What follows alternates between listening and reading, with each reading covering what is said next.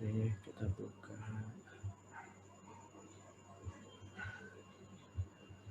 Oke, Assalamualaikum warahmatullahi wabarakatuh. Sampai jumpa lagi teman-teman di Lover ya, di Lo Balikpapan. Hari ini kita akan berkolaborasi ya sama DigiLab. Nanti sebelum pemateri Mas Bima menyampaikan, nanti mungkin ada Mas Trainer yang menyampaikan apa sih DigiLab itu, dan nanti dilanjut sama Mas Bima ya. Sebenarnya ucapan terima kasih teman-teman, hari ini kita bisa hadir ya. Tetap semangat dengan kondisi pandemi saat ini meskipun ya di Balikpapan atau di Indonesia kondisi merah ya. Tapi kita nggak boleh patah semangat, tetap harus produktif ya. Saya mewakili di Balikpapan, nama saya Istia Budi ya. Semoga hari ini kita banyak dapat informasi, dapat ilmu baru dari DigiLab ya. Dan ini akan berkelanjutan. Saya harapkan teman-teman ikuti ya, apa yang nggak paham, mumpung ada ahlinya, ada Mas Bima sama Mas Trainer, apa sih DigiLab itu bisa apa sih ya. Satu sisi di Kalimantan Timur saat ini lagi gencar-gencarnya lagi mengembangkan ekonomi kreatif, ya, data science, ya, itu butuh banyak ya, makanya butuh banyak, makanya kami butuh kolaborasi yang hebat ya, bukan hanya biasa-biasa aja. Dengan acara ini kita berharap ini nggak hanya satu sesi tapi berkelanjutan. Dan nanti ada informasi yang bagus dari Mas Trainer apa aja kolaborasinya, terus apa yang didapatkan dari DigiLab buat teman-teman yang ikut acara hari ini. Nah, ini peluang ya. Saya mewakili Dilo ya, termasuk bukan hanya Dilo Balikpapan ya. Semoga ini bisa juga kolaborasi dengan Dilo Indonesia ya. Karena salah satu langkah ya, kita butuh banyak untuk tenaga digital, khususnya data science. Nah, di sini salah satu DigiLab ada tool yang di situ, mulai dari dasar. Saya pun saat ini mengikuti kegiatan dari DigiLab. Kita coba dan step by step-nya enak. Ya. Terima kasih Mbak Rani udah menginvite. Ya, semoga harapan kami sih ini mungkin bisa lebih dari 1,5 jam nanti Mas Lena sama Mas Bima. Karena pasti banyak antusias teman-teman bertanya ya. Satu sisi juga ngisi waktu weekend ya, besok kan Sabtu sama Minggu. Demikian saya sampaikan Mbak Rani, semoga acara ini bisa berjalan dengan lancar dan antusias. Nanti saya mohon maaf di tengah-tengah saya akan izin karena ada rapat kampus untuk persiapan semester baru plus ada masa pandemi apa yang harus dilakukan. Terus jangan lupa teman-teman absen ya untuk acara hari ini. Salah satu report kita untuk melihat attraction teman-teman. Ya. Satu juga nanti ada bonus khusus ya dari DigiLab. Oke, terima kasih. Assalamualaikum warahmatullahi wabarakatuh. Saya kembalikan ke Mbak Rani. Terima kasih Pak Setia Budi. Untuk dari DigiLab, silakan Mas Rainer. Waktu dan tempat dipersilakan. Oke, selamat malam semuanya teman-teman yang ada di Balikpapan semua ya, berarti ya yang hadir di sini. Jadi terima kasih telah hadir. Sebelumnya saya mengucapkan selamat malam. Saya berada di bagian barat nih teman-teman, di daerah Jakarta. Jadi mungkin teman-teman sekalian yang hadir di sini sudah 1 jam lebih dulu ya dibanding saya. Jadi di sini mungkin saya kalau boleh izin saya boleh sedikit share screen. Dari teman-teman di Lo, boleh nggak Mas Budi atau Mbak Rani? Boleh, silakan Mas. Ini pesertanya dari 17 nih.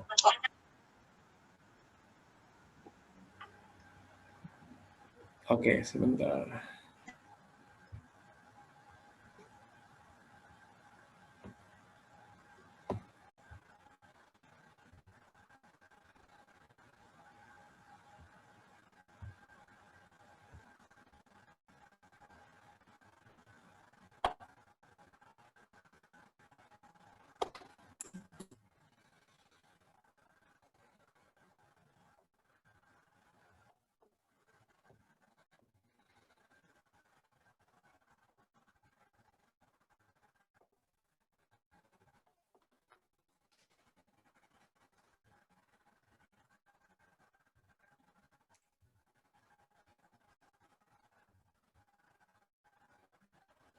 Oke, mudah-mudahan sudah muncul ya teman-teman kalian ya. Jadi aku mau perkenalan sedikit mengenai Diklat itu. Teman di sini aku pengen ngasih unjuk sedikit ada beberapa pilihan makanan mungkin yang ada di layar. Teman-teman sekalian boleh pilih nih, teman-teman biasanya tertarik makannya apa sih? Sebenarnya pengen tahu sih sebenarnya. Nanti bisa di chat ya, di chat boxnya nanti di sini punya preferensi sendiri. Nah, kenapa sih tiba-tiba kok saya membahas mengenai makanan enak gitu? Kan padahal kita hari ini mau ngomongin soal data science, tapi hubungannya apa makanan enak dengan data gitu ya? Nah, di sini ada beberapa video yang saya mau share. Mungkin teman-teman bisa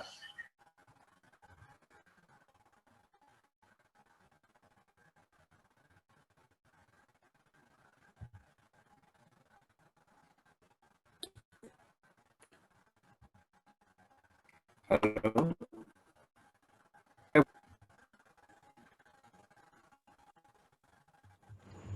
Agak patah-patah, Mas Renal, suaranya. Oh, oke.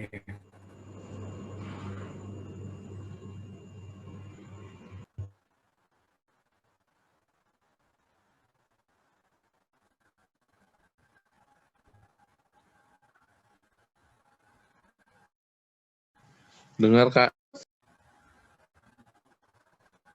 Halo semuanya, dengar suara saya?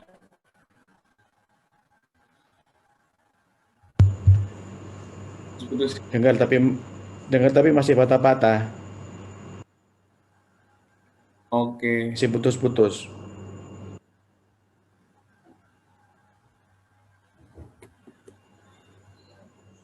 oke, mungkin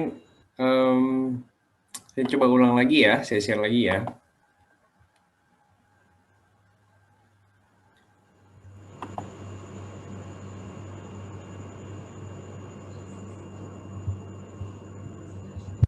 Sudah mendingan kah teman-teman sekalian?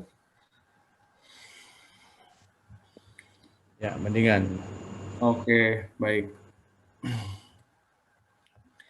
Jadi saya ulang lagi mungkin sedikit ya. Mohon maaf tadi kalau misalnya ada koneksi dari saya yang kurang baik, walaupun ini mungkin kurang maksimal ya. Jadi saya ada sedikit makanan nih di layar sini. Jadi mungkin teman-teman ada yang bisa memilih makanan yang paling favorit dari teman-teman sekalian yang mana. Kalau saya sendiri tuh sebenarnya burger. Jadi mungkin teman-teman bisa share di chat masing-masing ya pilihannya apa di makanan yang ada di sini, atau mungkin punya pilihan tersendiri juga nggak apa-apa.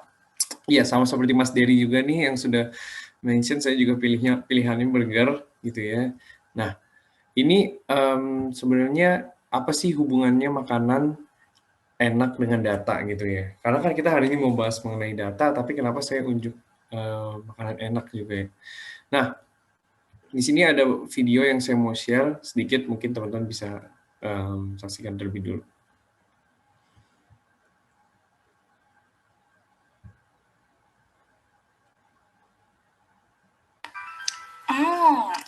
Aku lagi makan chips nih, kamu mau nggak? Enak banget loh. Jangan terlalu banyak makan cemilan tahu. Itu tuh nggak sehat untuk tubuh kamu. Tahu nggak? Sakit itu mahal loh. Ya ampun, kamu berlebihan deh. Kalau misalnya aku batuk kan tinggal beli obat batuk di apotik. Iya kalau batuk doang. Kalau gaya hidup kamu terus-terusan seperti itu, kamu bisa kena kolesterol, darah tinggi, bahkan terkena jenis penyakit lainnya yang lebih ganas. Hah? Serius? Kalau misalnya iya, amit-amit deh. Aku nggak mau sampai kena kolesterol. Obatnya banyak lagi. Bisa tekor aku lama-lama. Apalagi kalau yang lebih parah. Iya, dan sekarang itu penting banget untuk memperhatikan gaya hidup sehat. Karena hidup sehat itu merupakan investasi jangka panjang loh. Kamu rajin olahraga nggak? Atau kamu suka cek kesehatan? Kalau misalnya cek kesehatan sih belum pernah. Emang kenapa aku harus ngecek kesehatan? Ya, supaya kamu bisa tahu kondisi tubuh kamu sekarang. Kamu udah pernah cek darah belum? Mending kamu coba cek darah deh. Oke deh, aku akan coba ikutin saran kamu. Aku sih sepertinya baik-baik aja, tapi nggak ada salahnya sih kalau aku ngecek. Aduh, untung aja aku ngecek. Karena kalau aku nggak ngecek, aku nggak tahu data tentang diri aku kalau misalnya aku itu udah harus minum obat, apalagi kolesterol jahat aku udah di atas 160.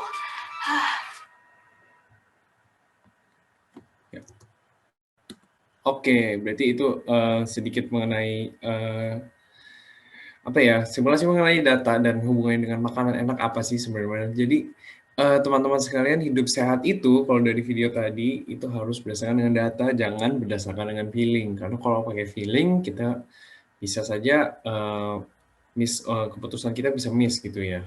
Nah, bagaimana sih kalau misalkan ada yang kasusnya seperti itu, terapi ada 100.000 pasien, otomatis juga ada pasti 100.000 data gitu ya. Nah, maka dari situ dengan adanya data dan teknologi yang semakin maju nih sekarang nih, kita bisa menggunakan data science untuk membuat report, kemudian visualisasi juga, dan mungkin bisa membuat prediksi juga.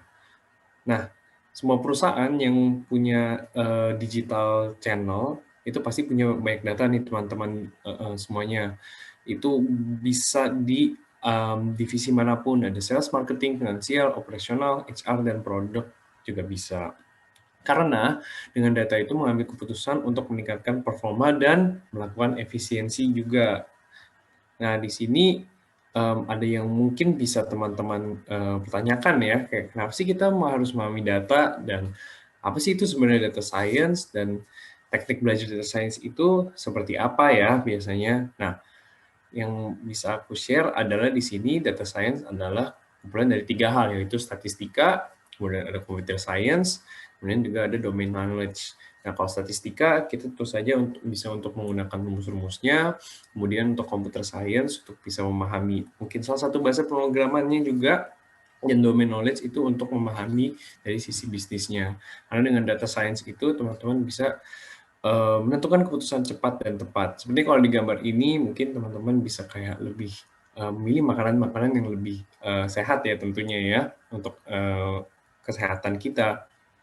Nah, di DQ Lab itu sendiri untuk mempelajari domain knowledge statistik dan computer science dengan bahasa Indonesia, nih yang terutama, yang paling penting ya, dengan bahasa Indonesia, dan langsung praktek juga nih, langsung teman-teman tidak perlu membutuhkan instalasi apapun, hanya dengan cukup sign up aja langsung ke dqlab.id, itu teman-teman bisa langsung belajar data science-nya di dqlab.id tersebut. Jadi ada di sana ada bahasa pemrograman Python, ada R, ada SQL juga, dan teman-teman juga bisa mengakses beberapa belajar untuk Excel juga. Nah, di sini ada beberapa teman-teman kita yang member DQ Lab yang tidak punya background IT, yang sudah berkarir di bidang data. Jadi teman-teman yang di sini tidak punya background IT itu tidak apa-apa banget untuk belajar data science, karena contoh nyatanya di sini ada beberapa yang sudah menjadi data engineer, ada data analytics juga, ada juga data scientist, ada yang pernah menjadi business intelligence juga. Nah, di sini caranya gimana sih untuk belajar seperti yang tadi saya sudah mention, teman-teman sebelum mungkin nanti akan ada pelajaran untuk memahami data science, bisa melakukan untuk buat akun, sign up di dqlab.id. Nah, di situ yang kedua, dapatkan email konfirmasinya, jangan lupa, mungkin dicek folder spam-nya juga. Yang ketiga, konfirmasi emailnya. Terus yang keempat, mulai belajar data gratis dan dapatkan sertifikatnya. Jadi teman-teman sekalian yang sudah menyelesaikan modul bisa mendapatkan e-sertifikatnya yang mungkin bisa dimasukkan untuk portofolio diri. Nah, nanti yang kelima, teman-teman juga akan mendapatkan voucher 1 bulan gratis yang dari DQ Lab. Karena teman-teman mungkin tadi yang sudah hadir belum absen, bisa diabsen dulu, karena nanti kita akan bisa langsung dikirimkan vouchernya untuk ke teman-teman sekalian melalui email teman-teman. Jadi jangan lupa untuk diisi ya, karena nanti bisa digunakan voucher 1 bulan gratis ini. Nah, jangan lupa teman-teman ikutin DQ Lab juga di Instagram di @DQ Lab. atau di YouTube mungkin mau lihat beberapa webinar yang sudah pernah kita lakukan di Belajar Data Science DigiLab, dan belajar gratisnya tentu saja bisa di dikilab.id. Nanti teman-teman bisa sign up di situ, bisa ingin tahu lebih lanjut tentang DigiLab bisa ke website DigiLab situ juga. Oke, paling dari aku itu aja dari teman-teman sekalian. Mungkin nanti bila ada pertanyaan untuk mengenai DigiLab, boleh di chat saja, mungkin nanti aku bisa bantu balas. Saya kembalikan ke tim Dilog, Mas Budi, dan Mbak Rania. Terima kasih semuanya. Oke, terima kasih Mas Reinar untuk perkenalan dari DigiLab-nya. Nah, sekarang kita langsung ke menu kita malam hari ini. Untuk Mas Bima Putra, silahkan. Waktu dan tempat dipersilakan. Ya, makasih ya Mbak Rani ya tadi ya, Mbak Rani sama Mas Budi. Kenalkan Siap. dulu ya teman-teman, saya Bima nih. Makasih banget kesempatannya ini malam ini dikasih kesempatan buat diskusi bareng, sharing-sharing bareng sama teman-teman yang ada di Balikpapan ya. Ini berarti udah jam 8.15, udah lebih malam di sana ya. Nah, saya mungkin mau mulai dari share screen dulu. Mana ya? Bentar. Share screen. Oh, ini dia.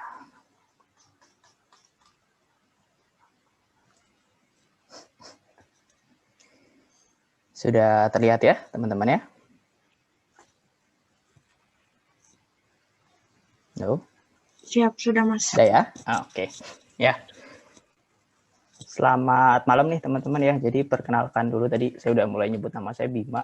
Saya sekarang bekerja di bidang data gitu ya, sebagai data strategis di Bonza namanya perusahaannya. Nah, malam ini ya saya mau coba sharing tentang apa sih itu data science. Ini lebih ke introduction aja ya, pengenalan dulu, nanti kita bisa diskusi juga habis ini lebih detail lagi kalau teman-teman ada yang mau ditanyakan gitu ya. Nah, yang mau kita diskusikan, yang mau saya bagi malam ini adalah pertama, saya mau ajak teman-teman untuk tahu tentang apa sih itu data science gitu. Baru nanti saya akan kasih contoh-contoh tentang implementasinya ya. Data science ini manfaatnya bisa buat apa aja sih di dunia gitu kan. Atau apalagi mungkin tadi Mas Budi sempat menyebutkan ya, lagi mau bikin creative hub kali ya Mas Budi ya, untuk di Balikpapan gitu kan. Lalu yang ketiga, gimana sih gitu ya kalau teman-teman ada yang mau mulai masuk ke dunia data science. Saya paling bisa kasih tip nanti apa-apa aja yang bisa dipelajari gitu ya. Lalu gimana saya mulai belajar, saya juga bakal sharing. Karena saya juga masuk ke bidang data science ini belum lama banget lah istilahnya gitu. Karena saya juga background sebelumnya bukan dari lulusan IT atau matematik atau ya yang bersinggungan langsung lah ya. Kayak gitu. Nanti saya akan ceritain gimana proses saya kali sampai akhirnya saya bekerja di bidang data. Nah, sedikit pengenalan ya. Saya sekarang tadi udah nyebutin, saya data strategis di Bonza.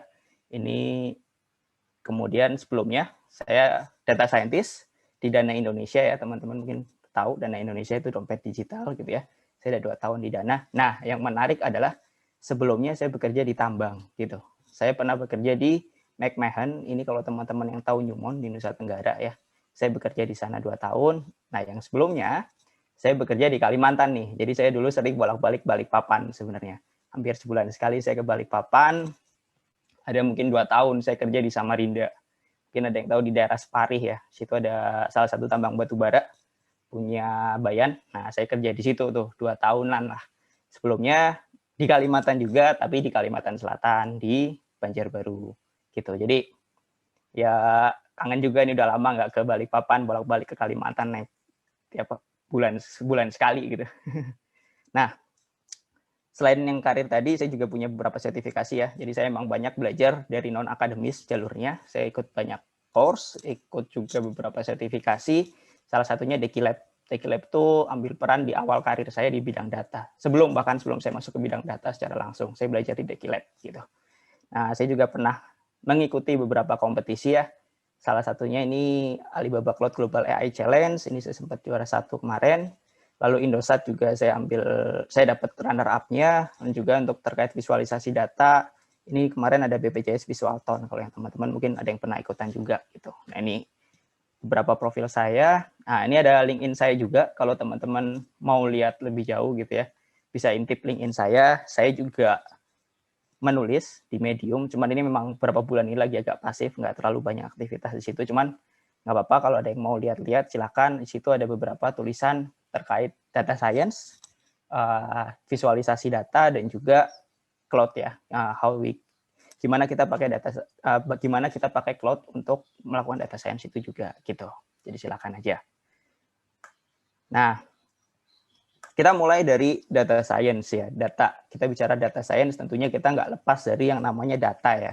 Berangkat dari data. Nah, zaman sekarang gitu ya teman-teman ya, apalagi udah zaman digital ini, yang namanya data ini terbentuknya luar biasa nih, dari berbagai segi ya, mulai dari jumlahnya, dari volumenya, dari kecepatannya, dari jenisnya juga, dari apalagi tadi ada jenisnya juga banyak gitu ya, kecepatannya juga kencang, tergenerate-nya. Jadi dalam satuan detik itu udah banyak banget data yang terbentuk, bahkan dari volumenya juga gede gitu kan ya. Dan itu perkembangannya luar biasa sekali ya. Kalau kita bicara, ini ada data dari Domo, kita bisa lihat ini dari 2014 ke 2020 ya. Ini kecenderungannya masih terus naik ya. Kalau kita lihat mungkin udah berapa nih, 1,5 kalinya ya dalam 5 tahun ini meningkatnya gitu kan ya jumlahnya. Untuk internet populasi. Nah, belum kalau untuk dari jumlah datanya nanti saya akan tunjukin juga. Nah, seperti yang kita tahu ya, ini list of aplikasi kali ya, aplikasi yang sehari-hari dipakai orang nih, gitu ya. Mungkin teman-teman udah pada familiar lah, untuk mulai dari YouTube yang suka nonton gitu kan, Netflix, lalu apalagi nih, ada juga TikTok gitu ya, mungkin yang sering dibuka-buka di handphone masing-masing, Instagram, LinkedIn, Facebook. Nah ini dalam satuan menit gitu ya, dalam 1 menit, ini data di tahun 2020 kemarin, YouTube itu ada 500 jam video diupload. Wah, udah kebayang kan sebanyak apa itu ya, dalam 1 menit aja ya teman-teman ya. Lalu ada 1 juta transaksi online gitu ya. Apalagi ini kemarin di masa pandemi ya, ini yang ada pergeseran dari data 2019 adalah media untuk kita melakukan online meeting nih, kayak Microsoft Teams, ini akhirnya sekarang masuk, banyak juga, lalu Zoom gitu ya. Itu langsung ada 208.333 partisipasi dalam meeting dalam 1 menit gitu ya. Wah, ini kan banyak banget. Nah, ini data ini buat apa akhirnya kan kalau memang tidak bisa dimanfaatkan, dan lalu apakah hanya disimpan saja? Enggak kan. Nah, itulah makanya kita perlu suatu science gitu ya buat ngapa-ngapain si data lah istilahnya gitu. Jadi kita bisa mengambil sesuatu nih dari data-data yang terbentuk banyaknya data yang terbentuk ini, kita bisa dapat manfaat. Ini contoh hanya dari sosial media ya istilahnya gitu. Belum kita bicara dari data-data, misalkan saya dulu kerja di tambang, data-data terkait dengan sensor-sensor alat gitu. Lalu data-data surveillance kamera atau kamera CCTV, kamera pengawas, lalu bahkan data-data dari mesin-mesin yang lain gitu kan, sudah kebayang tuh datanya seperti apa, banyak banget. Apakah itu akan terbentuk sia-sia? Tentunya jangan sampai kayak gitu kan ya. Nah, ini satu lagi sebagai gambaran ya. Prediksi di tahun 2025 data itu bisa sebesar 175 zettabyte gitu ya, teman-teman ya. Ini dari IDC Global Data Sphere. Ya, ini reportnya tahun 2018 sih. Tapi dia memprediksi untuk 2025 ada 175 zettabyte. Nah, kalau digambarin 175 zettabyte itu, teman-teman tahu DVD ya. CD DVD yang kalau nggak salah tuh ukurannya sekitar 4, sekian giga gitu kan ya. Itu kalau ditumpuk ya, di stacking, ditumpuk, itu bisa buat ngelilingi bumi 222 kali kalau kita bicara 175 zettabyte. Yaudah, nggak usah dibayangin, tuh pusing juga sendiri nanti. Tapi ya, banyak banget lah istilahnya gitu kan. Nah, makanya tadi kita perlu keilmuan nih. Keilmuan gimana caranya kita bisa memanfaatkan data-data yang ada itu. Jadi data nggak hanya sekedar data, tapi kita bisa dapat manfaat dari data tersebut. Nah, itulah muncul data science ya, teman-teman. Jadi kalau saya sederhanakan, apa itu data science adalah gimana kita bisa mendapatkan insight ya, mendapatkan informasi, knowledge atau apapun itu dari data tentunya ya, dengan menggunakan metode saintifik dan berubahnya jadi suatu aksi gitu ya. Jadi kita nggak cuman punya data Nah, tapi kita lakukan nih teknik-teknik tertentu nih, teknik-teknik saintifik ke data tersebut supaya datanya kita bisa dapat insight, kita bisa dapat manfaat lah dari data tersebut gitu ya. Yang tentunya informasi-informasi itu nantinya bisa digunakan sebagai dasar untuk pengambilan sebuah keputusan atau sebuah perilaku gitu ya, tindakan-tindakan yang kita bisa lakukan berdasarkan dengan data tersebut kayak gitu. Itu deskripsinya dari data science ya sederhananya. Oke. Nah, selanjutnya, kenapa sekarang semakin populer gitu ya? Mungkin dibanding beberapa tahun lalu ini belum terlalu terkenal gitu ya istilah data science. Tapi mungkin beberapa tahun terakhir ini trennya emang meningkat gitu tentang data science. Nah, ada nih beberapa hal yang mempengaruhi hal tersebut. Kalau saya bicara ada 3 nih ya. Yang pertama data availability. Nah, sekarang teman-teman dengar yang namanya big data ya, era big data gitu kan. Ini terkait dengan tadi ya, kita udah lihat data seperti sebegitu banyaknya lah bisa terbentuk, dan juga ada beberapa variabel yang menemani data itu terbentuk, kayak misalkan volumenya itu sekarang besar sekali terbentuk, tadi udah dicontohin. Lalu velocity-nya cepat sekali, dalam 1 menit kita punya banyak data yang terbentuk. Variety, jenisnya juga bervariasi. Mungkin dulu kita kalau bicara data ya identik dengan data-data tabular ya, atau yang kita bisa pakai di Excel gitu kan, kayak kolom-kolom gitu, data-data row gitu kan. Tapi sekarang visual gitu ya, audio, teks gitu ya, itu semua udah jadi bentuk-bentuk data yang bisa kita manfaatkan juga gitu. Nah, itu yang pertama. Yang kedua adalah kemampuan kita untuk memproses data tersebut gitu. Jadi kalau kita punya data banyak ya, nggak diimbangi dengan kemampuan untuk memproses data itu, ya kita nggak bisa mengambil manfaat yang maksimal gitu ya. Nah, pada era saat ini, kita udah bisa mendapatkan kemampuan computing yang memadai nih buat melakukan data science lah istilahnya, melakukan teknik-teknik data science gitu ya.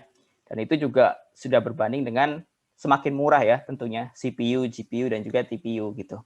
Dan bahkan sekarang di era cloud gitu ya, kita sekarang bicara cloud computing juga, teman-teman kalau melakukan data science udah nggak perlu invest besar untuk kapital di awal, untuk modal awal nih, punya komputer kuat gitulah, gitu ya.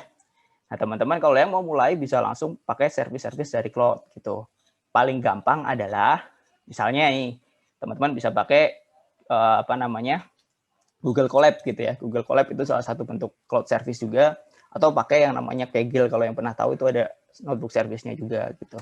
Kalau emang yang mungkin laptopnya kurang memadai untuk melakukan perhitungan itu sendiri, bisa manfaatin yang tadi kayak gitu. Nah, yang selanjutnya adalah maturing ML algorithm. Kalau saya bilang nih, algoritma kita ya untuk melakukan machine learning, melakukan deep learning itu udah semakin matang teman-teman.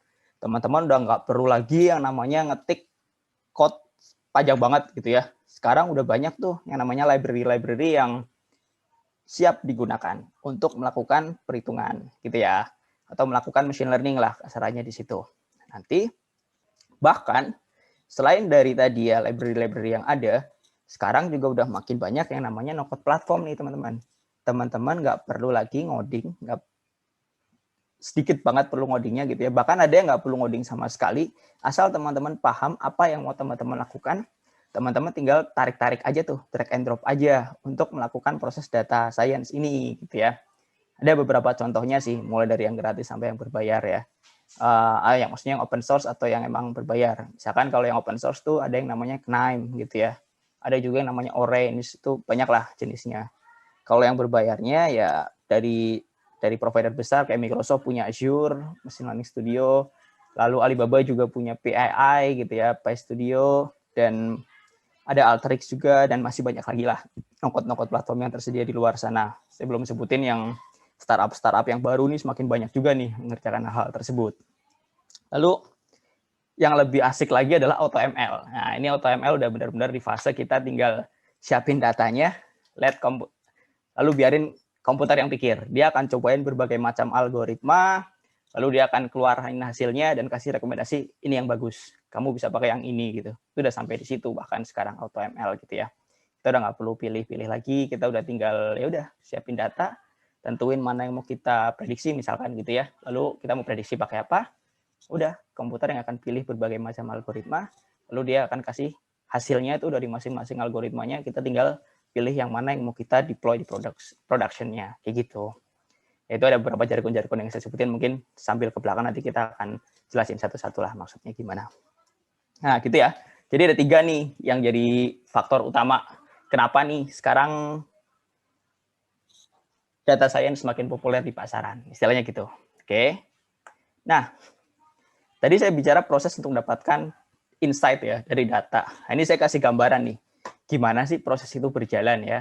Nah, tentunya tadi ya, kita berangkat dari data yang ada banyak di sana gitu. Kalau kita bicara dari sisi industri gitu kan ya, dari prakteknya langsung, data bisa datang dari berbagai sumber. Misalkan nih, kalau di bidang aplikasi gitu ya, kita ada database yang memang digunakan oleh aplikasi langsung, itu app database gitu. Ada yang juga kita ambil di kayak Klik, ini maksudnya adalah kita punya front end tracker gitu ya. Jadi kita bisa lihat apa yang dilakukan oleh pengguna di layar aplikasi kita, itu kita punya datanya, itu data-data Klik ya, atau data-data sensor gitu ya. Ini bisa macam-macam, bisa ada di mesin, bisa ada di apalagi mungkin di rumah gitu ya, atau di tempat-tempat yang memang ada sensor-sensornya dan datanya tersimpan. Lalu ada juga data accounting, ini kayak ERP system atau apa namanya aplikasi-aplikasi accounting lah. Nah, itu semuanya masih tersebar ya teman-teman ya. Dia ya berkeliaran di mana-mana lah istilahnya kayak gitu. Nah, ketika kita mau mengubah hal itu jadi insight ya, yang pertama dilakukan adalah kumpulin nih datanya semua. Kumpulin sumber-sumber yang ada, kita gabungin ya teman-teman, kita simpan di satu tempat yang namanya data warehouse gitu ya. Jadi setelah kita tadi identifikasi semuanya, oh data kita ada di tempat A, tempat B, tempat C, tempat D gitu ya. Lalu kita kumpulin tuh, datangin semua, jadiin satu dia yang namanya data warehouse. Nah, data warehousing ini adalah suatu tempat ya untuk kita mencentralize atau mengumpulkan data-data yang kita punya tadi yang tersebar di berbagai tempat ya, bentuknya juga macam-macam dalam satu tempat gitu. Nah, ini macam-macam ya. Kalau misalkan kita bicara data warehousing, ada yang melakukannya di on-prem atau di data center masing-masing perusahaan gitu ya. Cuman kalau sekarang kita udah banyak melakukannya di cloud service gitu. Oke, ini banyak banget cloud service yang menyediakan data warehousing service gitu ya. Mulai dari Google nih, kalau Google kita bisa bicara kayak BigQuery-nya Google tuh ya, itu jadi salah satu data warehousing yang oke. Ada AWS juga, ada Microsoft juga, dan juga ada Alibaba juga yang punya. Ini 4 lah, top 4-nya cloud provider yang mungkin di Indonesia juga populer gitu. Lalu setelah datanya udah ngumpul, baru kita bisa proses nih datanya, ya kan? Nah ini udah kita lebih spesifikan lagi nih, data ini mau diproses buat apa, ya kan? Nah di situ toolnya juga macam-macam ya. Sekarang kita bisa pakai Jupyter ya, atau pakai R juga ya, atau bisa juga pakai Polynomial. Tapi paling sering yang digunakan adalah SQL di sini. Gimana kita ngeproses data yang ada di data warehouse untuk menyesuaikan dengan kebutuhan-kebutuhan organisasi di dalam perusahaan kita gitu. Nah, setelah semuanya jadi, datanya udah disiapin, udah ditransformasi gitu ya, untuk menyesuaikan dengan perusahaan tertentu, dengan divisi tertentu misalkan gitu ya. Lalu selanjutnya adalah gimana kita memberikan akses nih, gimana teman-teman di luar tim data istilahnya gitu bisa mengakses datanya gitu. Gimana orang-orang yang bukan bersentuhan langsung ya bisa langsung dapetin akses datanya. Misalkan salah satunya adalah kita bisa pakai metabase gitu ya, itu contohnya juga gimana kita bisa memberikan akses ke orang-orang, atau di tiap-tiap cloud service juga dia punya sih gimana kita manage aksesnya dan lain-lain kayak gitu. Lalu selanjutnya ya udah, setelah kita udah datanya udah bersih, udah siap, akses juga udah diberikan, saatnya cari insight gitu ya. Ini bisa macam-macam bentuknya kalau kita bicara insight. Mulai dari dashboard ya, ini kita bisa bikin datanya jadi dashboard untuk reporting, keperluan laporan gitu-gitu misalkan ya, memonitor performa, membuat laporan, dan juga melihat pola ya, kita bisa gunakan dashboard. Nah, dari data yang tadi juga, kita juga bisa gunakan untuk melakukan permodelan machine learning gitu teman-teman ya. Nah, kemudian selain itu, kita juga bisa jadikan itu sebagai knowledge repository atau pusat informasi lah, kasarnya pusat knowledge ya yang ada di situ. Kalau kita butuh, kita baru ambil gitu sesuai kebutuhan. Nah, itu udah jadi insight tuh. Itu yang langsung terpapar dengan pengguna ya. Nah, caranya macam-macam ya. Ada beberapa perangkat juga beberapa aplikasi yang bisa digunakan. Misalkan kalau yang pakai R, dia bisa menggunakan Shiny untuk bikin dashboardnya. Ada Power BI dan Tableau juga buat pembuatan dashboardnya. Untuk yang biasa pakai Python, ada Streamlit, ada Voila juga gitu ya untuk pembuatan dashboard. Dan nggak lupa ada Microsoft Excel tentunya ya. Kalau datanya masih tidak terlalu banyak, Microsoft Excel masih powerful kita gunakan untuk menampilkan data kita, mencari insight dari data kayak gitu. Oke, nah kalau kita lebih jauh lagi nih lihat tentang data science-nya. Data science ini adalah kalau boleh dibilang ya keilmuan yang merupakan kombinasi dari berbagai bidang gitu teman-teman ya. Jadi nggak cuma dari satu bidang. Nah, kalau kita bicara ini ada 3 nih ya yang penting lah terkait dengan data science kalau kita bicara dari keilmuannya. Yang pertama adalah computer dan programming skill ya.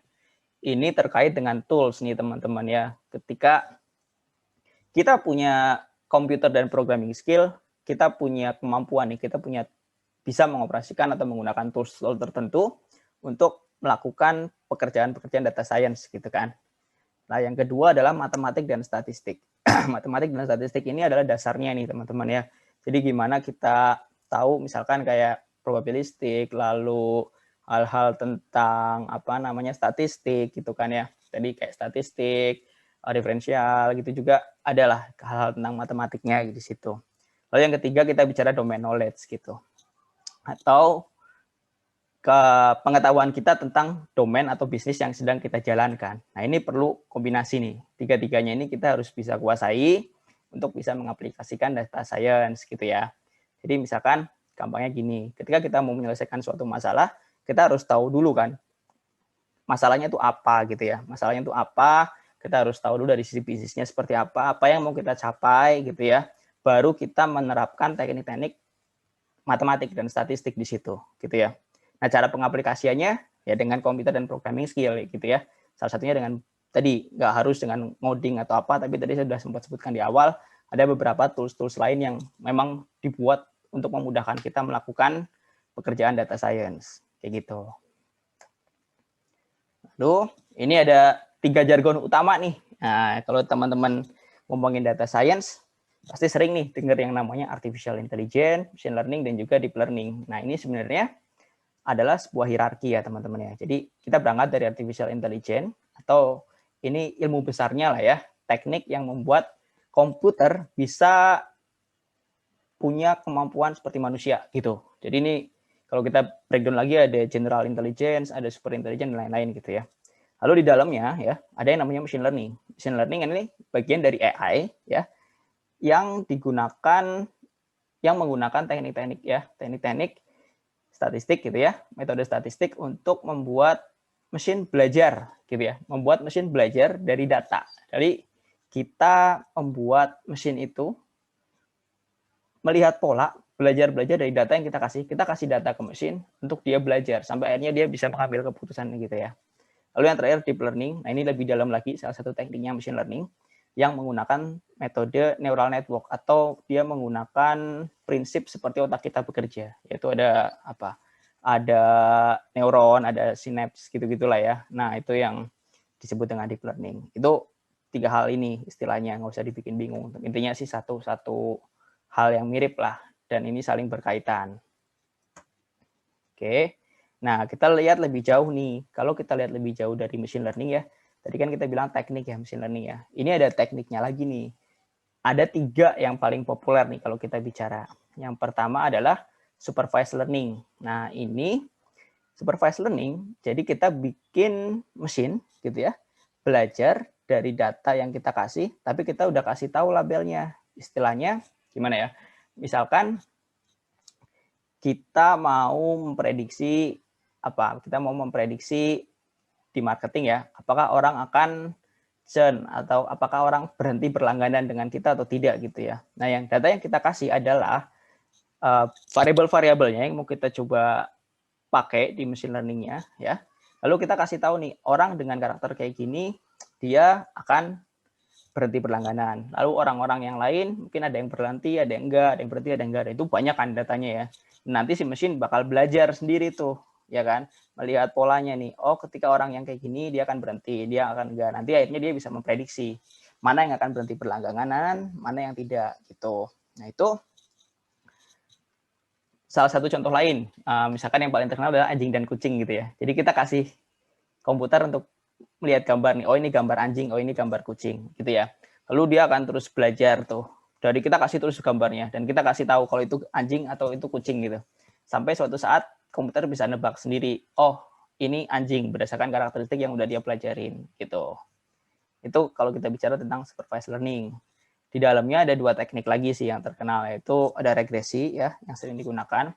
Ini regresi kita biasa aplikasikan untuk forecasting ya, untuk memprediksi tren gitu, kayak untuk memforecast cuaca misalkan gitu ya, atau memforecast sales, nah gitu-gitu, atau memforecast juga atau memprediksi pertumbuhan penduduk. Nah itu regresi.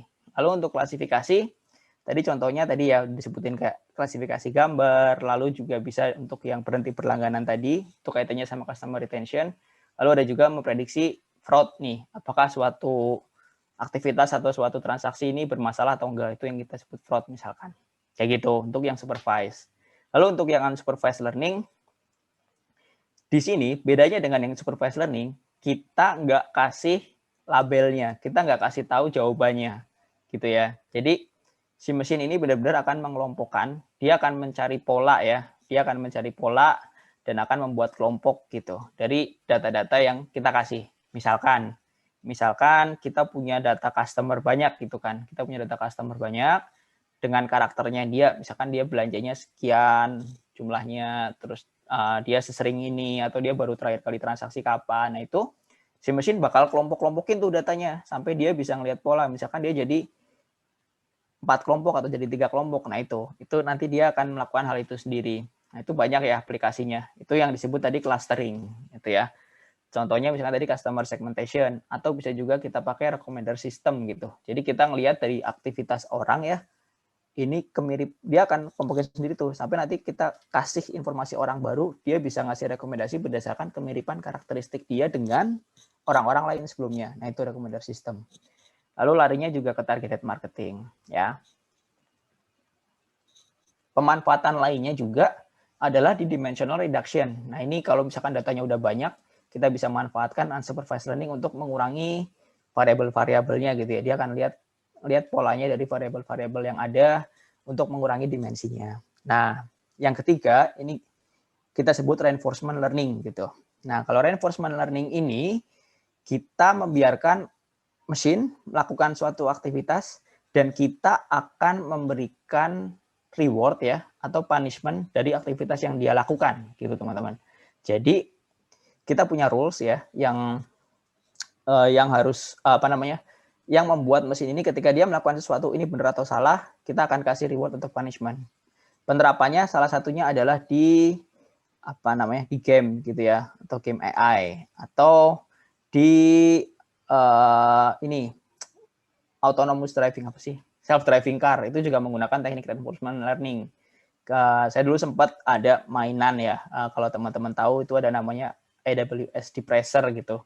Jadi di situ saya punya mobil virtual ya, mobil virtual yang nanti dia harus menyelesaikan suatu track ya. Dia punya track ya, track balap lah istilahnya. Itu waktu itu ada tim Formula One juga, dia ikutan mainan gitu. Jadi kita punya mobil, ada track-track macam-macam yang harus diselesaikan. Lalu kita bikin algoritma di mana membuat mobil itu bisa balapan di track itulah, istilahnya gitu. Yang dilakukan adalah ada beberapa cara gitu. Jadi kita misalkan untuk melatih model itu, kita memberi batasan. Oke, kalau kamu keluar jalur, saya kasih poin minus 5 gitu. Kalau kamu di jalur tengah, saya kasih poin kamu 1 atau 2 gitu.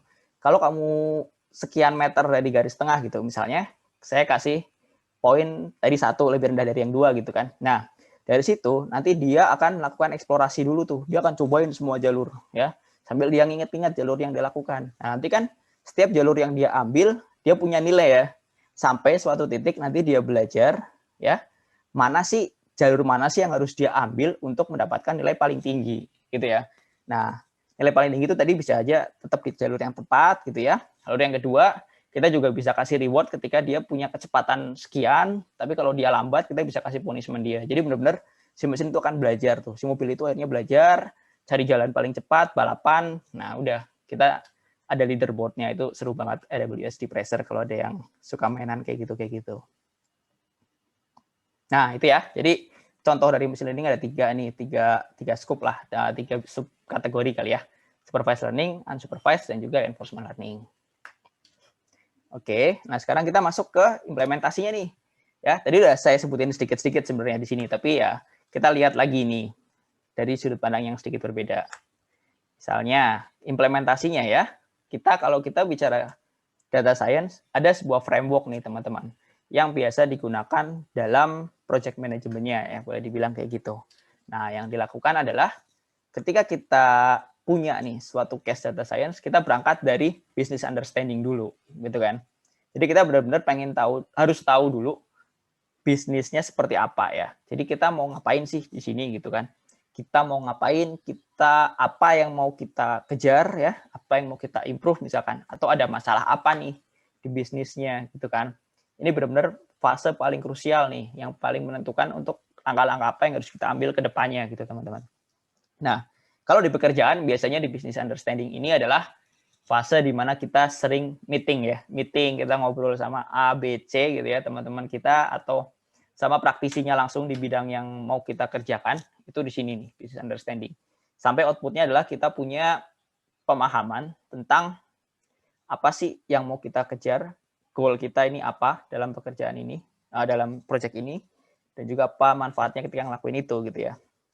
Nah, setelah kita punya pemahaman ya tentang bisnisnya, kita berangkat ke data understanding. Nah, ini adalah proses iteratif ya teman-teman, proses yang berbalik gitu ya. Jadi setelah kita tahu bisnisnya, oke, kita melakukan ABC gitu, misalkan. Lalu kita cek nih, ada nggak sih datanya gitu kan? Wah, kalau nggak ada datanya, berarti kita nggak bisa ngelakuin itu dong gitu ya, misalkan. Jadi nanti balik lagi ke business understanding, ada nggak cara lain atau ada nggak solusi lain gitu. Jadi ini bolak-balik terus nih di sini. Sampai kalau udah fix, kita mau melakukan ini, kita mau modelkan sesuatu misalkan ya, untuk menaikkan revenue kita bisa ngelakuin apa. Lalu datanya udah tersedia, baru kita bisa masuk ke fase data preparation. Gitu ya. Jadi datanya kita udah paham dulu, kita mulai siapin datanya ya. Tadi gambarannya data preparation ya. Bisa dibilang kalau emang belum ada datanya, ini kita bisa mulai dari ngumpulin datanya dulu, lalu lalu diproses dulu, lalu ya macam-macam lah. Sampai akhirnya datanya siap digunakan untuk modeling gitu ya. Tadi kan urutannya udah dijelasin di awal ya, mulai data collection, data warehousing gitu ya, lalu data processing juga, lalu aksesnya juga udah dibagi, lalu udah siap digunakan tuh datanya. Udah jadi data yang siap dipakai untuk modeling. Nah, baru kita nih lakukan modeling di sini. Modeling ini nggak bisa sekali nih teman-teman ya. Kita harus cobain beberapa, karena setiap model nggak cocok untuk semua kasus gitu. Jadi kadang untuk suatu masalah kita harus cobain beberapa. Mungkin kayak untuk melakukan masalah klasifikasi kita bisa cobain logistic regression, atau misalkan kita juga pakai teknik yang namanya tadi udah logistic regression, bisa jadi kita pakai gradient boosting juga, XGBoost gitu ya.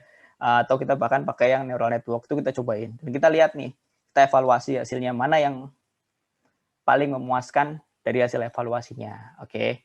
Nah, kalau misalkan di situ ternyata evaluasinya masih jelek nih, nah, kita harus balik lagi ke business understanding.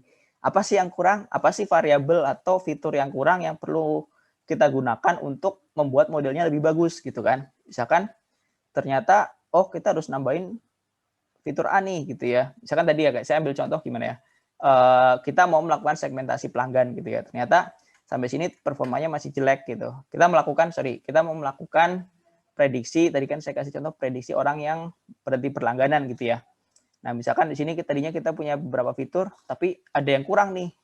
Misalkan ternyata kalau orang yang transaksinya transaksinya di malam hari doang, itu lebih jarang nih berhenti berlangganannya, misalkan aja sih tadi contoh. Nah, gambarannya kayak gitu. Kita harus balik lagi ya dari ngecek datanya, ngumpulin datanya, modeling ulang gitu ya, sampai dievaluasi lagi. Baru kalau misalkan udah selesai, udah cocok gitu ya, baru kita namanya deployment nih. Nah, deployment ini ada berbagai bentuk juga. Bisa yang dalam bentuk apa? Bisa dalam bentuk dashboard aja misalkan gitu kan, sebagai monitoring atau informasi. Bisa juga yang hanya disimpan data warehouse aja gitu ya untuk ditarik tiap hari, atau bisa juga yang di-deploy langsung digunakan di aplikasi misalkan kayak gitu ya. Tuh macam-macam bentuknya di sini. Nah, jadi inilah proses ya. Kalau di namanya adalah CRISP-DM terkenalnya atau Cross Industry Process for Data Mining. Nah, ini framework yang banyak digunakan dan saya juga mengikuti framework seperti ini kalau saya melakukan pekerjaan tentang data science. Gitu ya.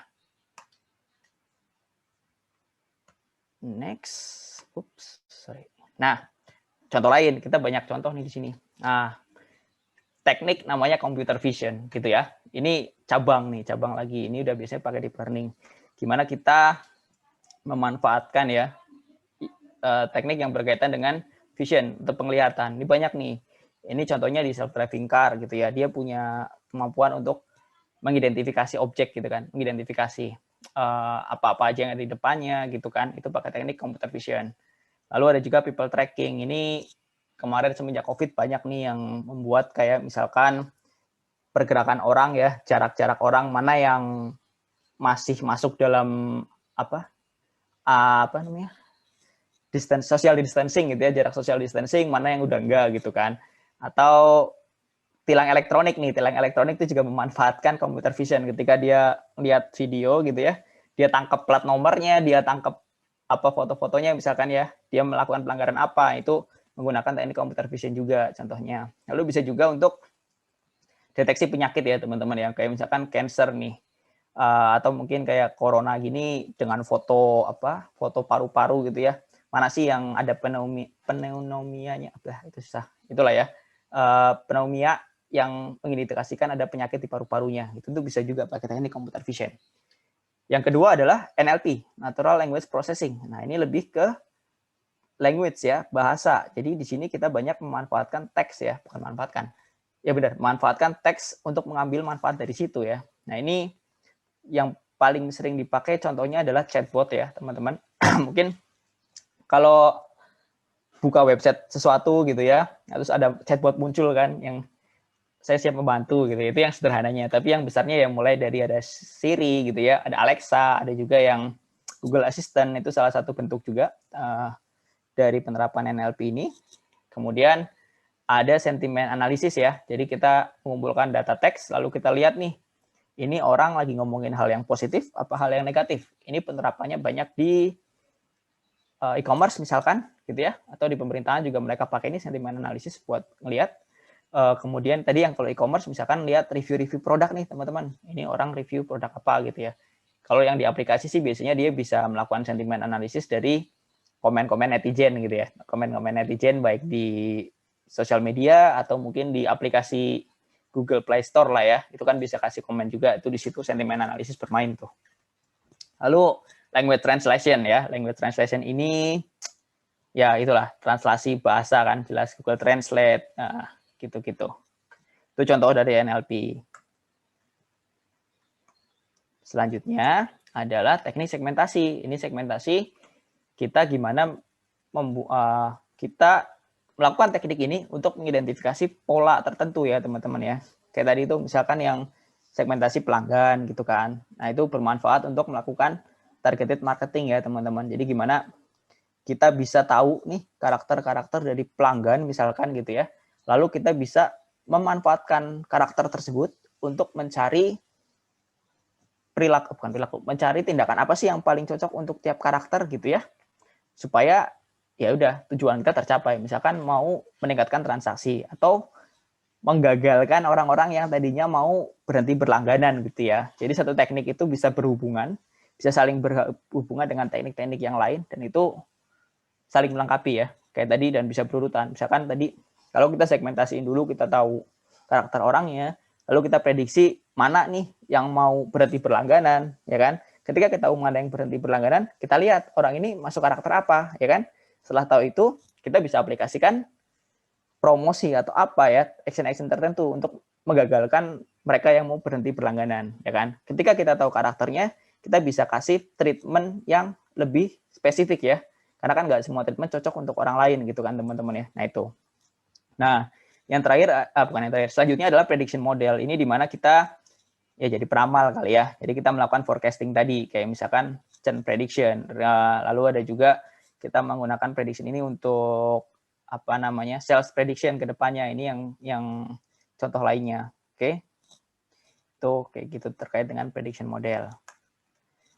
Kemudian ada yang namanya detection nih. Nah, ini kalau yang di bidang keamanan ada yang namanya fraud detection. Gimana kita bisa mengidentifikasikan mana sih transaksi misalkan yang termasuk fraud transaction atau fraud apalagi ya itulah fraud transaction sih paling gampang kelihatan biasanya. Atau misalkan ada perilaku-perilaku di security gitu ya, ada pola-pola tertentu keanehan, nah itu kita bisa deteksi. Kemudian ada yang namanya credit scoring nih. Ini biasa dipakai oleh teman-teman fintech untuk jadi dia profilin tiap-tiap orang gitu kan. Nah, orang-orang dengan karakter seperti ini dia bisa diberikan limit berapa sih gitu ya. Apakah dia untuk transaksi misalkan untuk kredit kan kayak pinjaman online kali ya. Lalu berapa sih orang ini wajarnya kita kasih berdasarkan karakternya dia dan berdasarkan data-data kita sebelumnya gitu istilahnya. Oke. Nah,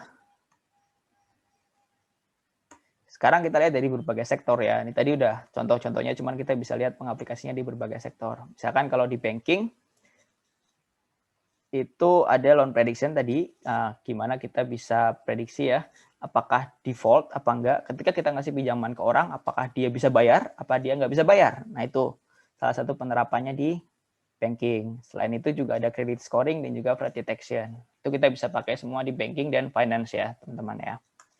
Lalu di retail nih, di retail ini hal-hal yang bisa kita lakukan contohnya segmentasi tadi teman-teman ya. Selain itu juga bisa kasih rekomendasi kan, rekomendasi lalu customer ya rekomendasi berdasarkan karakter customernya ya, dan juga prediksi churn, dan juga bisa juga kita kasih namanya teknik market basket analysis, yaitu di mana kita berusaha untuk menggabungkan beberapa produk ya yang biasa dibeli orang gitu kan, lalu kita tawarkan ke orang lain. Itu MBA lah gampangnya seperti itu. Kemudian di media dan communication kita bisa pakai untuk sentimen analisis ya. Kebalik, kita bisa gunakan sentimen analisis untuk media dan communication ya. Lalu kita juga bisa lihat untuk melihat user interest ya. Kalau misalkan kita mau mau tahu nih sekarang pasar lagi suka apa sih gitu ya, kita bisa pakai nih data science di sini. Dan juga untuk ketika kita mau bikin iklan ya, mau bikin iklan ini cocoknya untuk segmen seperti ini seperti apa sih. Nah itu bisa juga pemanfaatan lainnya. Nah yang terakhir adalah di bidang healthcare, kesehatan. Ini contohnya adalah memprediksi mengidentifikasi penyakit gitu ya, atau memberikan virtual assistant ya, gitu. Kita bisa bikin chatbot buat nemenin orang-orang yang sakit misalkan, buat dia ngobrol, atau mungkin bisa digunakan untuk mengkomunikasikan penyakitnya dia gitu ya. Dan juga bisa melakukan image analysis juga. Nah, itu ya teman-teman, contoh-contoh dari data science. Sekarang coba teman-teman mungkin jam berapa nih? 3 menit lah teman-teman. Saya pengen tahu nih, teman-teman kan tadi sudah ada beberapa contoh yang saya kasih ya. Mungkin teman-teman punya contoh-contoh lain atau kebayang ada apa ya, use case tertentu yang teman-teman udah siapin atau udah pernah lakuin gitu ya teman-teman ya. Boleh kali di-share di kolom komentar ya. Ada ya 3 menit, 4 menit nggak apa-apa. Silakan di chat-chat aja di di chatbox ya. Chatbox. Nah, silakan. Ya, silakan teman-teman. Silakan. Apa yang ada di itu dia. Yang ada dibayangin teman-teman, misalkan teman-teman ada yang udah kerja di bidang data science, bagus lagi gitu kan, bisa ikut sharing di sini. Atau mungkin ada yang baru kepikiran, atau ada yang mau verifikasi ini bisa apa enggak, juga nggak apa-apa. Nah, ini ada contoh satu dari Mas Dery, emotion recognition. Nah, ini bisa nih, betul. Kita bisa manfaatkan dua ya, kita mungkin kalau mau lihat dari muka orang gitu, kita bisa pakai computer vision buat melihat emosinya kayak gimana. Misalkan saya lagi kayak gini, saya lagi senyum, lagi cemberut, itu bisa keluar identifikasinya. Atau dari teks ya, dari teks juga kita bisa manfaatin orang dengan nada tulisan yang seperti ini orangnya seperti apa gini ya. Wah, ini masuk pertanyaan. Apakah data science harus paham cloud computing? Wah, nanti saya jawab ya. Dari Pak Andra Aprianata, Samarinda. Wah, gimana Pak Samarinda Pak? Masih udah mulai berhenti banjirnya kah? Aduh. Ada lagi? Mungkin teman-teman. Musik pre-processing. Wah, ini menarik nih. Sekarang banyak ya yang auto processing musik itu ya. Saya belum pernah terjun langsung, tapi kayak pernah baca beberapa artikel tentang musik pre-processing. Oh, saya pernah cobain waktu itu ada namanya service punya Amazon juga, namanya Amazon. Wah, saya lupa, tapi intinya di situ kita kasih musik ya, kasih musik tertentu, nanti dia akan pelajari musiknya dan coba generate musik sendiri dari situ. Aduh, saya lupa namanya Amazon apa ya. Sebentar. Ada di situ dia punya service kayak gitu. Mungkin ini Mas Alam pernah mempraktekkan langsung, lebih mantap lagi. Oke, ada lagi teman-teman. Berapa orang sih? 46 orang ya. Lumayan. Oke lah ya. Saya lanjut aja kali ya. Oke, nah sekarang gimana sih how to get into data science? Nah, ini saya coba cerita nih, gimana akhirnya dan gimana teman-teman kalau yang mau ke bidang data science, apa aja sih ya yang perlu jadi perhatian di situ kan? Apa aja sih yang mungkin perlu disiapkan? Nah, saya mau berangkat dari jenis-jenis karirnya dulu nih teman-teman ya. Nah, ini kalau teman-teman bicara data science, nggak cuma ada data scientist di situ, ada teman-temannya juga yang lain nih, kayak data engineer, data analis, dan juga data scientist sendiri. Lalu sekarang juga ada di beberapa perusahaan tuh ada role-roles kayak machine learning engineer gitu kan, itu yang lebih spesifik untuk deployment. Lalu ada juga ya kayak saya data strategis ini ya. Kemudian ada juga mungkin BI, business intelligence, itu semuanya bekerja dengan data sih orang-orangnya. Nah, tapi ini 3 yang paling sering ditemui lah ya teman-teman ya. Kayak mulai data engineer ini kalau kita bilang adalah engineer-nya banget ya. Gimana? Peran dia adalah kalau tadi teman-teman ingat saya ada yang ngumpulin data lalu kita masukin data warehouse lalu kita preproses. Nah, itu tuh skopnya data engineer. Habis ini saya jelasin lagi nih, nggak apa-apa. Tapi data engineer adalah orang-orang yang berhubungan langsung dengan database ya teman-teman. Jadi data engineer ini membantu dalam proses mempersiapkan datanya gitu kan. Baru setelah datanya siap ya, ada teman-teman data analis dan data scientist ya yang akan memanfaatkan data tersebut. Bedanya biasanya adalah teman-teman data analis ini lebih fokus di descriptive analytic nih kebanyakan. Atau dia memanfaatkan data untuk ya lebih banyak misalkan untuk bikin dashboard gitu ya, lalu bikin rekomendasi dari dashboard itu, dari laporan-laporan yang dia buat. Itu dia fungsinya untuk menganalisa data. Nah, di satu sisi ada yang namanya data scientist ya, teman-teman ya. Nah, data scientist ini dia lebih lihat ke depan, ya, dan namanya prescriptive analytic ya. Jadi dia membuat prediksi atau membuat tadi ya, contoh-contohnya segmentasi dan juga penerapan machine learning teknik biasanya kalau data scientist ini di situ. Jadi ini 3 contoh gambaran besarnya. Kalau yang tadi saya sebutin machine learning engineer itu data science dia berperan lebih ke deployment dari machine learning modelnya gitu ya. Jadi kalau tadi data engineer sebelum ya, dari dia nyiapin data, lalu ada data scientist bikin modelnya, lalu baru ada machine learning engineer yang membuat modelnya siap di deploy di production. Itu kayak gitu. Nah, ini ada hierarkinya ya kalau kita bicara di perusahaan, kematangan suatu perusahaan juga kali ya. Ini dari Monica Rogati ya, ini lumayan terkenal juga. Kita berangkat dari 5 framework ini, mulai dari collect, kumpulin, move atau store, explore, aggregate, learn, dan optimize. Ini mirip sama yang tadi saya tampilin di awal ya.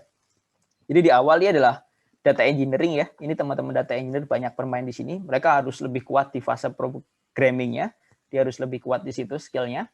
Dia banyak memanfaatkan tools-toolsnya ya. Dia main tools di situ dan juga programming language-nya harus kuat ya untuk mengumpulkan data, lalu memproses datanya. Ada ETL, ada ELT, ada membuat pipeline sampai datanya siap digunakan gitu ya. Sudah sampai siap ada di data warehouse, udah terkumpul, disimpan di satu tempat ya.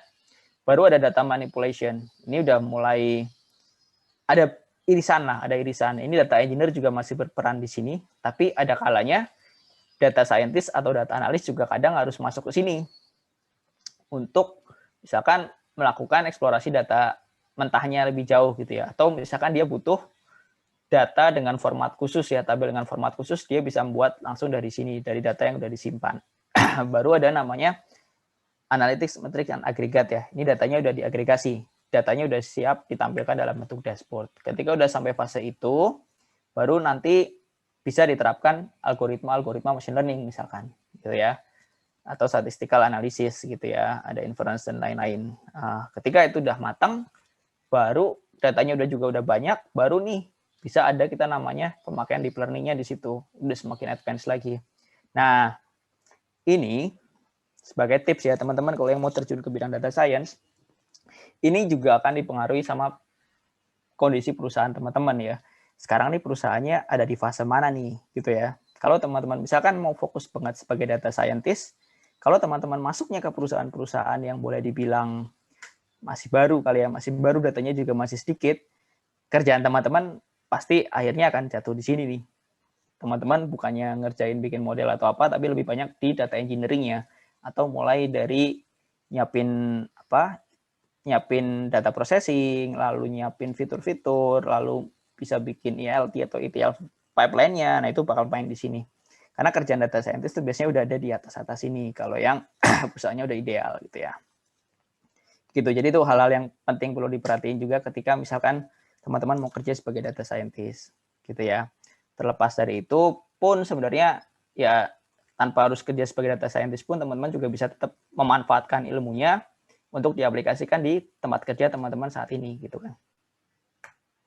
Nah, waduh hari ini. Selain dari tiga kalau boleh dibilang nih hard skill yang dimiliki, teman-teman juga harus punya soft skill-nya nih. Ini 3 yang penting banget kalau menurut saya. Yang pertama adalah curiosity ya. Teman-teman harus punya rasa ingin tahu yang tinggi gitu ya. Punya rasa keinginan tahunan yang tinggi untuk cari-cari masalah. Jadi ini data science yang bagus itu data science yang bisa cari-cari masalah gitu kan. Itu dari curiosity-nya. Tapi selain itu teman-teman juga harus bisa mengkomunikasikan masalahnya gitu ya. Oh, ini loh kita punya masalah kayak gini gitu ya. Nah, oke, teman-teman bisa mengeksplanasikan problemnya nih. Makanya dia bisa jadi great explanation of problem. Dia bisa mendeskripsikan masalahnya dengan baik ya. Tapi belum ada solusinya nih. Dia baru bisa melakukan hal tersebut. Nah, makanya perlu skill yang ketiga nih. Creative problem solving buat melengkapi hal itu gitu ya. Supaya teman-teman bisa mengaplikasikan data science ini dengan lebih pas, lebih baik lah kayak gitu kan. Karena kalau cuman curious, cuman punya rasa ingin tahu dan cuman punya kemampuan komunikasi, ya teman-teman cuman bisa identifikasi problemnya aja, komunikasikan problemnya aja, tapi nggak bisa temuin solusinya. Kalau misalkan teman-teman punya skill komunikasi dan juga creative problem solving, teman-teman cuman jawabin masalah aja, tapi setelah selesai ya udah nggak ada mau tahu selanjutnya mau diapain gitu kan, karena teman-teman nggak punya rasa ingin tahu yang tinggi, teman-teman nggak bisa dapat masalah-masalah baru yang bisa diselesaikan. Nah, kalau satu sisi, misalkan rasa ingin tahunya tinggi, punya kemampuan buat solving problem, tapi nggak bisa dikomunikasiin, ya orang lain juga nggak ngerti gitu kan. Teman-teman ini lagi ngapain sih gitu kan? Teman-teman berusaha memecahkan masalah A, tapi ya udah orang lain nggak ngerti manfaatnya buat apa gitu kan. Makanya keseimbangan ini yang perlu ya, terlepas dari hard skill yang tadi ada kayak gitu. Ini yang saya rasa penting banget ya kalau kita mau bekerja di bidang data sih. Nah, kalau dari sisi karir atau dari sisi opportunity gitu ya, ini saya ambil data dari World Economic Forum. Saya minum dikit. Ini data di Future of Job Report ya, tahun 2020. Jadi World Economic Forum ini setiap tahun ngeluarin Future of Job Report ya. Nah, ini yang dari 2020, dia memprediksi di 2025 akan ada pergeseran pekerjaan ya, atau growing job demand ya. Nah, kalau dilihat di sini ya 1 sampai berapa nih? 1 sampai 3 ya. Ini udah spesifik banget di bidang data. Jadi emang tadi saya bilang juga data sekarang gede banget tergenerate-nya, big datanya udah mulai banyak ya kan. Nah, ini makanya kebutuhan orang-orang yang bisa memanfaatkan data ini meningkat ya teman-teman ya. Ini di bidang 1 sampai 3 ini urusan data semua nih. Bahkan pun 4 digital marketing juga urusannya sama data, proses automation juga dia nggak full data tapi dia masih rempet-rempet ya. Jadi memang banyak event 1 sampai 10 ini mostly jadi digital era lah ya. Ini lebih ke digital job lah ya yang bisa kita lihat. Lalu yang ada yang tumbuh, ada juga yang berkurang kan ya pastinya. Nah, ini yang pekerjaan-pekerjaan data entry gitu kan, pekerjaan administrasi ini pasti mulai berkurang karena emang sebagian besar udah mulai digital ya teman-teman ya. Misalkan kayak form-form yang biasa dilakuin data entry gitu kan, masukin laporan gitu. Kayak dulu ditambang misalkan setiap pagi ngumpulin laporan, dicatat manual dulu di lapangan, habis itu dimasukin ke komputer. Nah, itu data entry ya. Cuman sekarang mungkin sebagian udah ada yang langsung pakai apps gitu kan, atau bahkan langsung ambil dari sensor mesinnya, udah langsung masuk. Nah, itu udah, makanya data entry-nya jadi berkurang pekerjaannya. Itu contohnya ya. Ini emang potensinya gede lah ke depan.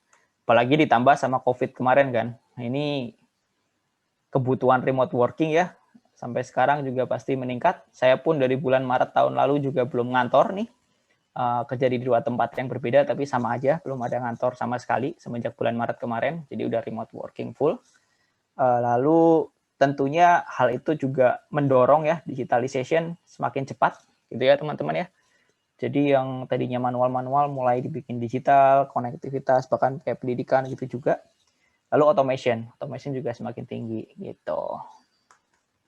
Nah, ini tips aja, apa sih yang perlu dilakukan gitu ya, ketika kita mau belajar tentang data ya. Tadi saya bilang, ketika kita mau belajar tentang data ini, tentang data science, nggak harus nantinya kita bekerja di perusahaan sebagai data scientist ya. Tapi teman-teman juga bisa manfaatin ilmunya untuk diterapkan di pekerjaan sekarang misalkan. Atau kalau yang belum mau bekerja ya bisa dikomunikasikan lah ya, ilmu yang dipelajari di kuliah dengan ilmu data gitu bisa saling bisa saling menguatkan gitu kan. Nah, misalkan aja kalau kita mau belajar itu medianya banyak banget ya sekarang ya. Online course, bootcamp, video, bahkan video tutorial atau dari bacaan-bacaan juga banyak. Salah satunya ini tadi Dekilab ya. Dekilab tadi Mas Rere udah sempat tunjukin di awal gitu ya.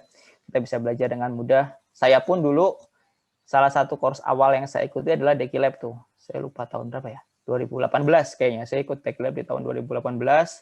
Itu lumayan ngebantu banget ya. Apalagi waktu itu Dekilab punya apa sih namanya? Kita bisa nggak perlu nyiapin environmental, kita bisa manfaatin yang udah dia kasih. Bahkan waktu itu saya seringnya belajar dari handphone sih sebenarnya. Ketika lagi ditambang, lagi nungguin alat, atau lagi santai, udah buka-buka, ambil baca-baca, coba-cobain di situ. Itu enak banget bisa belajar di situ. Lalu ada juga lah yang lain, misalkan kalau yang mau hands-on lagi, ada yang kayak DataCamp, ada course-course Coursera gitu ya, ada apalagi edX gitu kan, itu banyak yang bisa diikutin. Kalau enggak ya kayak misalkan lihat-lihat di YouTube juga banyak tuh tutorial-tutorial atau baca-baca di Medium. Cuman kekurangannya biasanya kalau kita kalau kita sendiri ya untuk lihat video tutorial atau baca kan informasi sekarang banyak banget ya teman-teman ya. Teman-teman bingung nih, saya mulainya dari mana ya? Nah, saya harus apa aja nih jalurnya yang harus saya pelajarin. Teman-teman harus punya effort lebih buat cari tahu itu. Bedanya dengan kalau teman-teman ikut online course atau bootcamp biasanya udah ada kurikulumnya ya, itulah nilai plusnya, udah ada arahnya teman-teman belajar dari dasar sampai akhirnya ke yang advance gitu ya. Jadi menyesuaikan dengan kebutuhan teman-teman ketika teman-teman mau belajar. Tapi intinya teman-teman harus nggak bosan-bosan, karena emang ilmu ini juga bergerak cepat ya. Kayak hari ini ada library ini, besok udah ada library lain yang bisa digunakan gitu kan. Dan mungkin dia bisa lebih bagus atau misalkan kurang bagus, ya kita bisa punya tutup yang lama. Jadi ya penerapannya juga semakin berkembang kan. Itu yang makanya kita harus nggak bosan-bosan belajar kalau misalkan kita bekerja di bidang data gitu. Lalu yang kedua, nggak cuma belajar untuk diri sendiri ya, kita juga harus mulai bikin portofolio ya teman-teman ya, do project gitu. Jadi belajar secukupnya teman-teman dapat dasarnya cukup, tapi habis itu praktek ya, teman-teman bisa ikutin tuh tutorial-tutorial yang hands-on gitu ya, yang ngerjain project, ada case-nya, itu teman-teman bisa bangun dari situ tuh portofolionya gitu ya. Atau teman-teman bisa ikut kompetisi gitu kan, ada beberapa kompetisi yang bisa diikutin ya, atau hackathon gitu-gitu kan. Saya juga ngambil jalur itu, jadi tahun lalu saya mulai banyak ikut kompetisi, alhamdulillah ada hasilnya.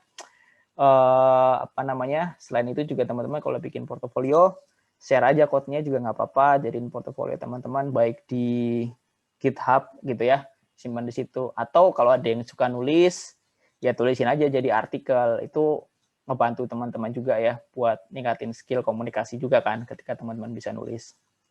Nah, yang ketiga adalah networking. Ya, ikut komunitas ya, kayak Dilo ini kan kayak model komunitas ya, itu udah benar. Ketika teman-teman ikut komunitas, teman-teman punya tempat untuk bertanya ya istilahnya. Kalau ada yang bingung, tanya ke teman-temannya, ada yang saling support, saling bantu.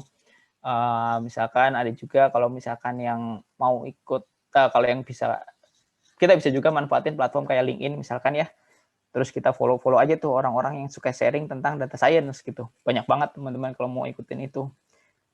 Lalu ya bisa juga terhubung dengan para expertnya langsung ya. Teman-teman dengan sopan, minta koneksi di LinkedIn, lalu ajak ngobrol dulu, baru nanti ya bisa tanya-tanya, beruntung bisa jadi mentornya, kayak gitu ya teman-teman ya. Jadi inilah 3 tips kali ya, 3 tips yang teman-teman bisa lakukan untuk mengasah skill data teman-teman gitu. Oke, itu dari saya. Terima kasih waktunya. Mungkin silakan dilanjutkan. Gimana nih, Reni? Siap. Terima kasih Mas Bima atas materi-materinya. Nah, gimana nih teman-teman? Ada yang mau didiskusikan sama Mas Bima? Ini tadi ada yang nanya. Yang data science harus paham cloud computing itu sudah ya, Mas? Belum, tadi belum dijawab kan? Oh iya, yang dari ya. Mas Andra Aprianata. Oke, dari Mas Andra, apakah data scientist harus paham cloud computing? Kalau saran saya, pengalaman pribadi saya, kalau Mas bisa paham itu bagus ya. Dan kalau misalkan Mas bekerja di tempat yang, apalagi kalau Mas bekerja di tempat yang menggunakan cloud computing ya, itu saran saya harus paham, karena di situ nanti Mas harus bisa mulai dari ngambil datanya misalkan ya, ngumpulin datanya itu udah di environmental cloud. Habis itu mau deployment juga harus di environmental cloud. Jadi ini hal yang baik sih kalau Mas bisa paham cloud computing sih. Karena di saya pengalaman kerja juga, saya udah bekerja di beberapa environmental cloud ya. Mulai dari Alibaba saya pernah cobain, Google, bahkan saya juga sempat ada project yang menggunakan AWS juga waktu itu. Lalu sambil saya sekarang lagi belajar Azure sih, machine learning, Azure yang punya Microsoft. Jadi itu hal yang bagus buat dipelajarin Mas, karena emang ke depan juga kita akan banyak bekerja di situ ya, menggunakan cloud computing dibanding dengan yang pada pakai on-prem-nya, kayak gitu sih. Lalu gitu ya Mas, kalau mau ada yang ditanya lagi nggak apa-apa, disusulin aja Mas Andra. Kalau emang udah oke, lanjut bisa Mbak. Silakan. Ini kemudian dari Mas Derajat. Izin bertanya Mas, cara mempelajari domain knowledge bagaimana ya? Masih soalnya domain knowledge. Oke.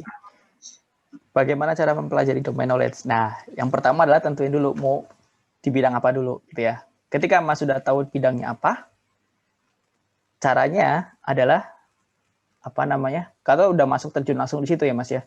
Misalkan kayak waktu itu saya masuk di bidang financial teknologi gitu ya. Saya sebelumnya dari mining kan.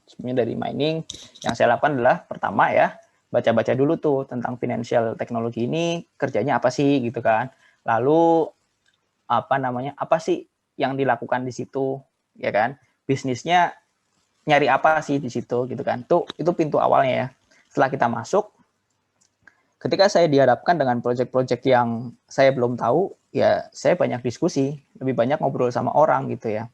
Kayak misalkan sekarang saya kerja sebagai data strategis, saya nggak cuma kerja di satu bidang ya, saya bisa punya banyak klien yang kerjanya di dunia yang beda-beda gitu. Nah, yang bisa dilakukan ya ngobrol, ngomong sama orangnya yang lebih paham, kita tanya-tanya. Biasanya sih yang paling penting adalah pekerjaannya, bidangnya itu ngapain, Lalu apa yang dicari di bidang itu? Apa sih?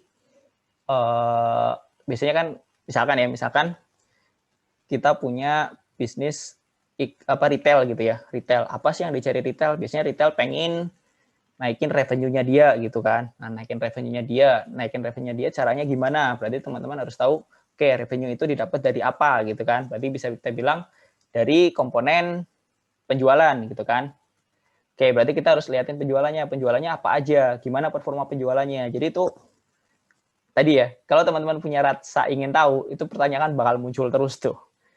Nah, itu tinggal digali-gali terus, cari orang yang paham, pelajarin dari situ, atau bisa cari literatur yang ada, baca paper. Ya, bisa dari baca berita, baca tulisan-tulisan orang, atau baca studi kasus juga bagus untuk dibaca. Teman-teman bisa masuk ke website-website konsultan gitu misalkan ya, dia biasanya punya report-report berdasarkan domain tertentu, itu bisa jadi bahan belajar juga tuh Mas Dery gitu. Oke, semoga menjawab Mas Dery jawaban dari Mas Bima. Nah, sebelum lanjut ke pertanyaan berikutnya, Mas Bima sendiri kan basicnya mining nih. Kok bisa tertarik sama data scientist itu gimana? Oke. Saya background-nya emang mining, tapi yang kita tahu mining itu juga pekerjaan yang yang penuh dengan data gitu ya. Dan yang waktu itu saya rasakan adalah ketika saya bekerja dengan data, saya suka lupa waktu gitu. Saya suka, wah tiba-tiba udah malam, saatnya pulang gitu kan. Bahkan di kamar pun kadang suka masih mainan gitu kan dengan data. Dan di situ saya rasa, oke, kayaknya saya suka dengan bidang ini. Dan akhirnya saya terus pelajarin tuh lebih detail lagi. Waktu itu akhirnya saya coba cari tahu ada bidang yang namanya data science kan. Udah saya liatin tuh, saya pelajarin semakin suka.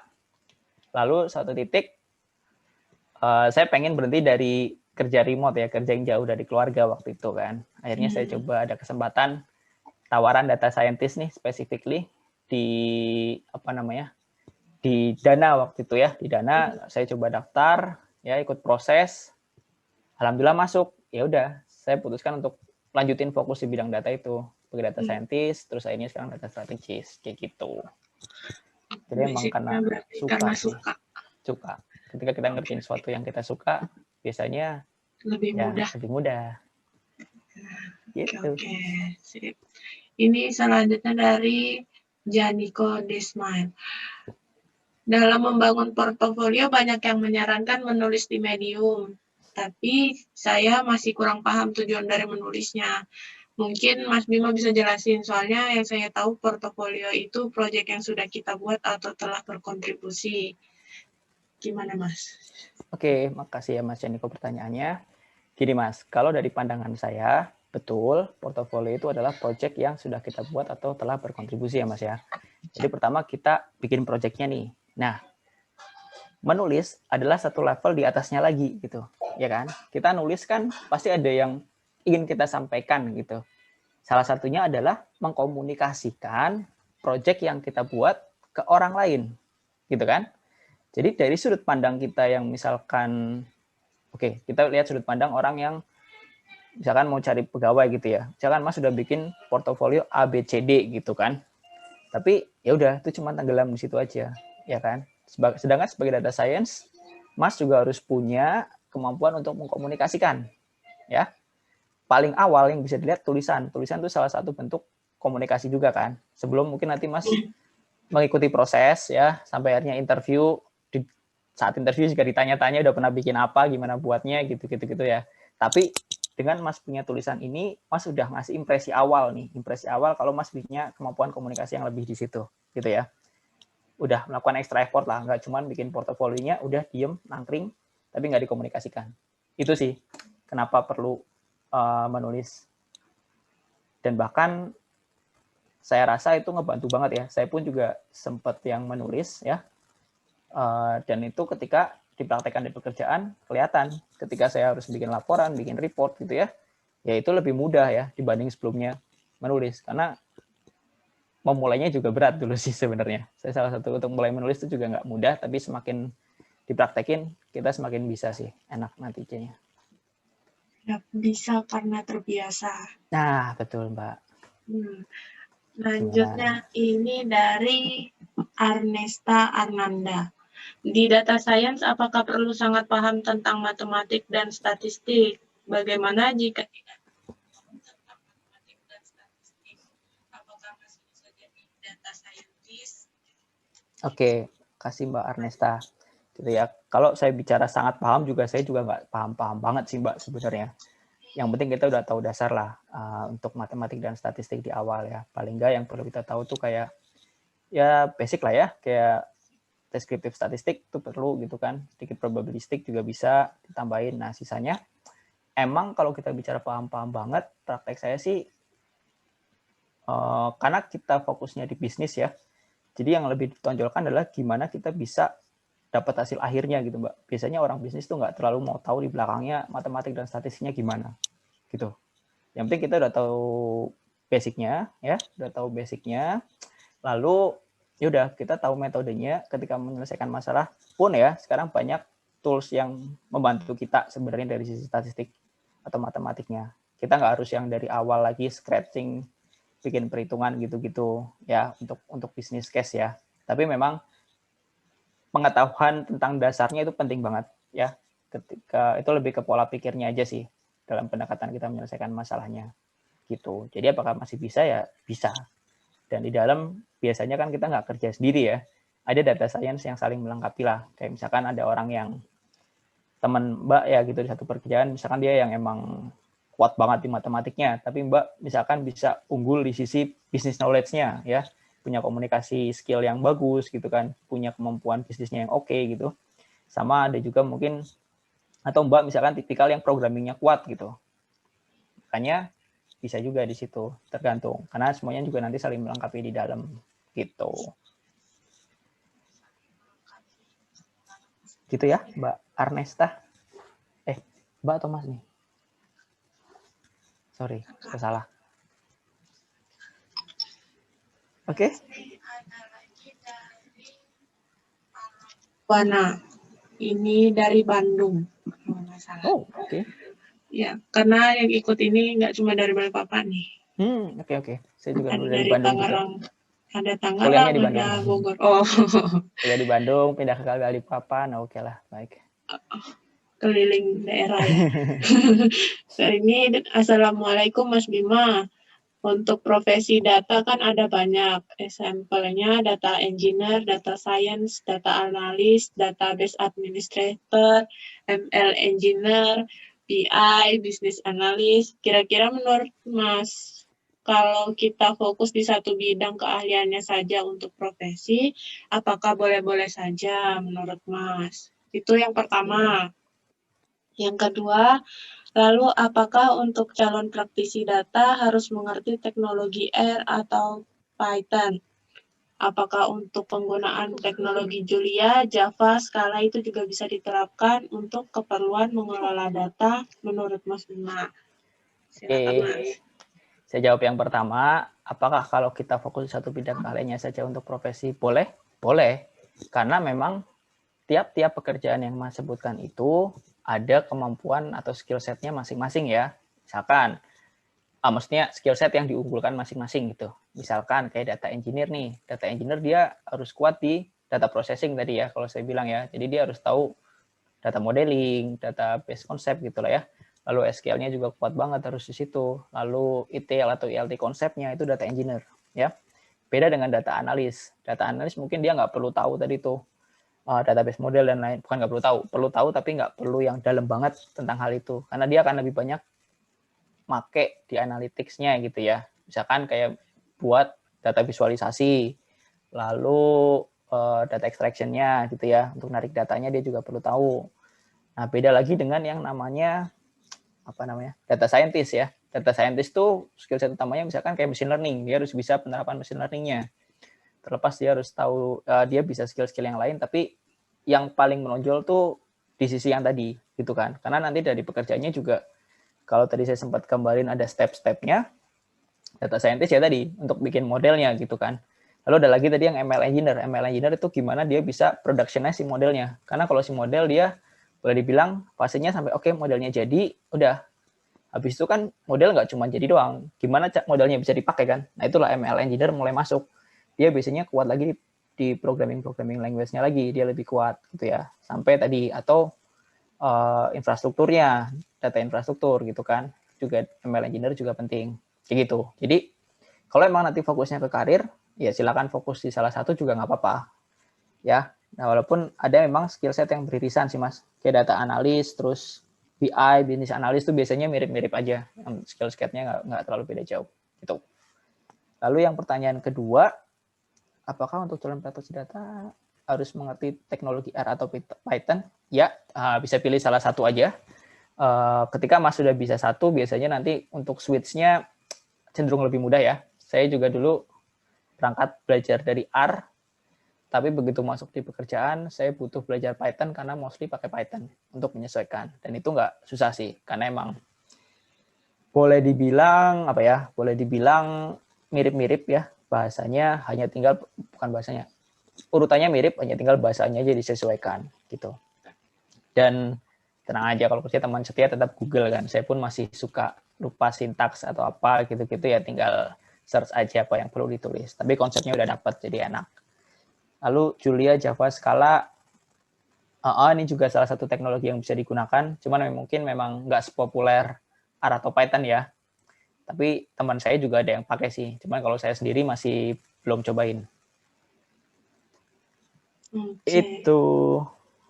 Semoga menjawab Mas Alam jawabannya.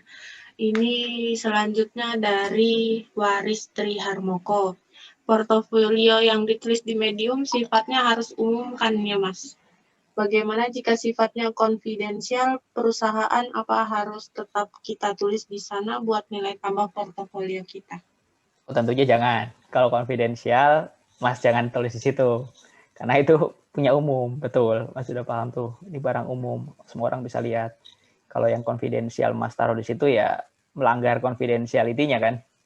Bisa diusut nanti. Kayak gitu. Hati-hati itu berarti menulis. Betul. Jadi kalau misalkan kita mempublish sesuatu juga harus tahu ya. Apalagi yang berkaitan sama yang kita kerjakan di perusahaan tempat kita bekerja. Ya. Jadi itu mungkin ada yang mengizinkan, tergantung lah, itu intinya tergantung perusahaan masing-masing. Mungkin kan Mas juga sempat lihat kayak di Medium ya, ada page-nya kayak punya Gojek sendiri, Dana pun dulu juga punya Medium page sendiri, Bukalapak misalkan, atau yang lain mereka punya page sendiri yang buat mempublikasikan itu. Nah biasanya di dalam tuh ada ada sortirnya lah, mana yang boleh keluar, mana yang enggak, dalam artian ini mengandung hal-hal yang konfidensial apa enggak gitu. Oke. Itu perlu dikomunikasikan sama tempat Mas bekerja. Itu. Oke, teman-teman, ada yang mau didiskusikan lagi atau ditanyakan seputar DigiLab? Gimana nanti untuk voucher yang diberikan itu? Oh ya, ini sebelumnya ada yang nanya tentang DigiLab, Mas. Kalau misal sudah dapat 1 bulan free dari DigiLab sebelumnya, apakah bonus dari seminar ini menambah waktu 1 bulan lagi dari DigiLab, Mas? Atau gimana? Dijawabnya sama Mas Rainer atau? Ya, mungkin aku yang jawab ya. Kalau itu nanti bisa bisa diakumulasikan. Oh gitu. Oke. Ini ada lagi. Kenapa tidak ada di halaman di event DigiLab? Karena ini event dari Dilo. Event dari Dilo yang bekerja sama dengan DigiLab. Iya, sih. Gimana, ada lagi yang mau ditanyain teman-teman? Seputar DigiLab atau data science. Oh ya, sebelumnya teman-teman jangan lupa untuk isi apa tuh namanya, survei. Mana ya link surveinya? Surveinya gimana ya? Bentar. Survei. Oh ya teman-teman, jangan lupa untuk isi konfirmasi kehadiran ya. Di link yang ini.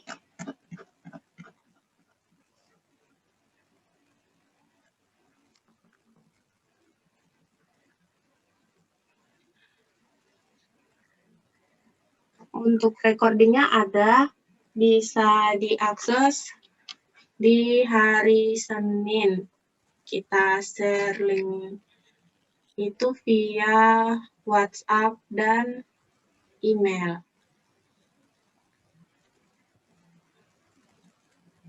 Oh ya Mas, untuk Mas Rainer, kira ini nanti vouchernya dari Dilo kirim email ke Mas Rainer atau gimana? Kirim email gimana? Maksudnya, Mbak? Kan ini data teman-teman nih, dikirimnya ke Mas Rainer atau gimana? Boleh, nanti yang sudah menulis namanya dikirim ke saya gitu ya? Iya, oke, siap. Link survei untuk kegiatan malam hari ini di sini. Ada yang bertanya nih, Kak, apakah event ini ada seri lanjutannya nih, Mas Budi mungkin? Oke. Silakan, Terima Bapak. kasih Mas Janiko. Ya, ini program kami kolaborasi sama Dikilab ya. Harapannya kami dengan satu langkah ini ya, kita makanya kita pingin survei itu teman-teman isi. Kira-kira apalagi yang kita mau coba, kita nanti akan explore ya. Contohnya tadi Mas Bima, ya orang tambang. Pelanggan saya nih Mas Bima ini kalau salah ini. Saya dulu di Dinas Sarta Mas Bima. Lighten itu pelanggan kami tim itu. pakai ya, di Kaltim Kalsel juga pakai itu di Lighten Kalsel. Dulu ada Mas Dimas juga lah. Lighten itu ada Mas Dimas apa itu? Pelanggan saya itu. Masih dulu, sekarang? Tapi udah gak ada, Ding. Lighten juga udah gak. Ya, saya sudah gak di Dinas Sarta. Oh iya. Usaha sendiri di IT. Mantap. Jadi itu Mas Janiko. Plan memang Pak, ini pembukaan. Harapan kami nanti kolaborasinya bisa berkelanjutan. Ya.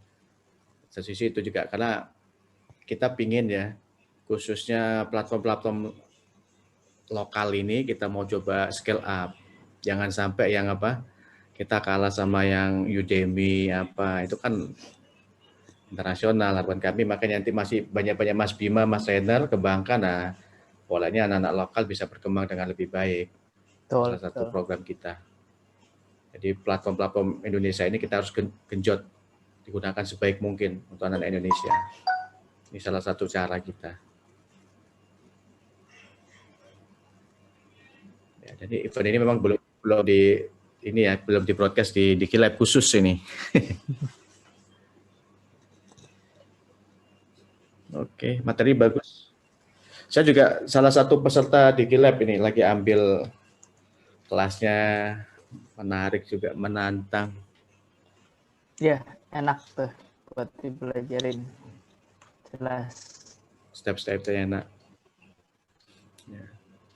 Kalau teman-teman ikut yang punya Google ada ya, tapi bahasa Inggris semua.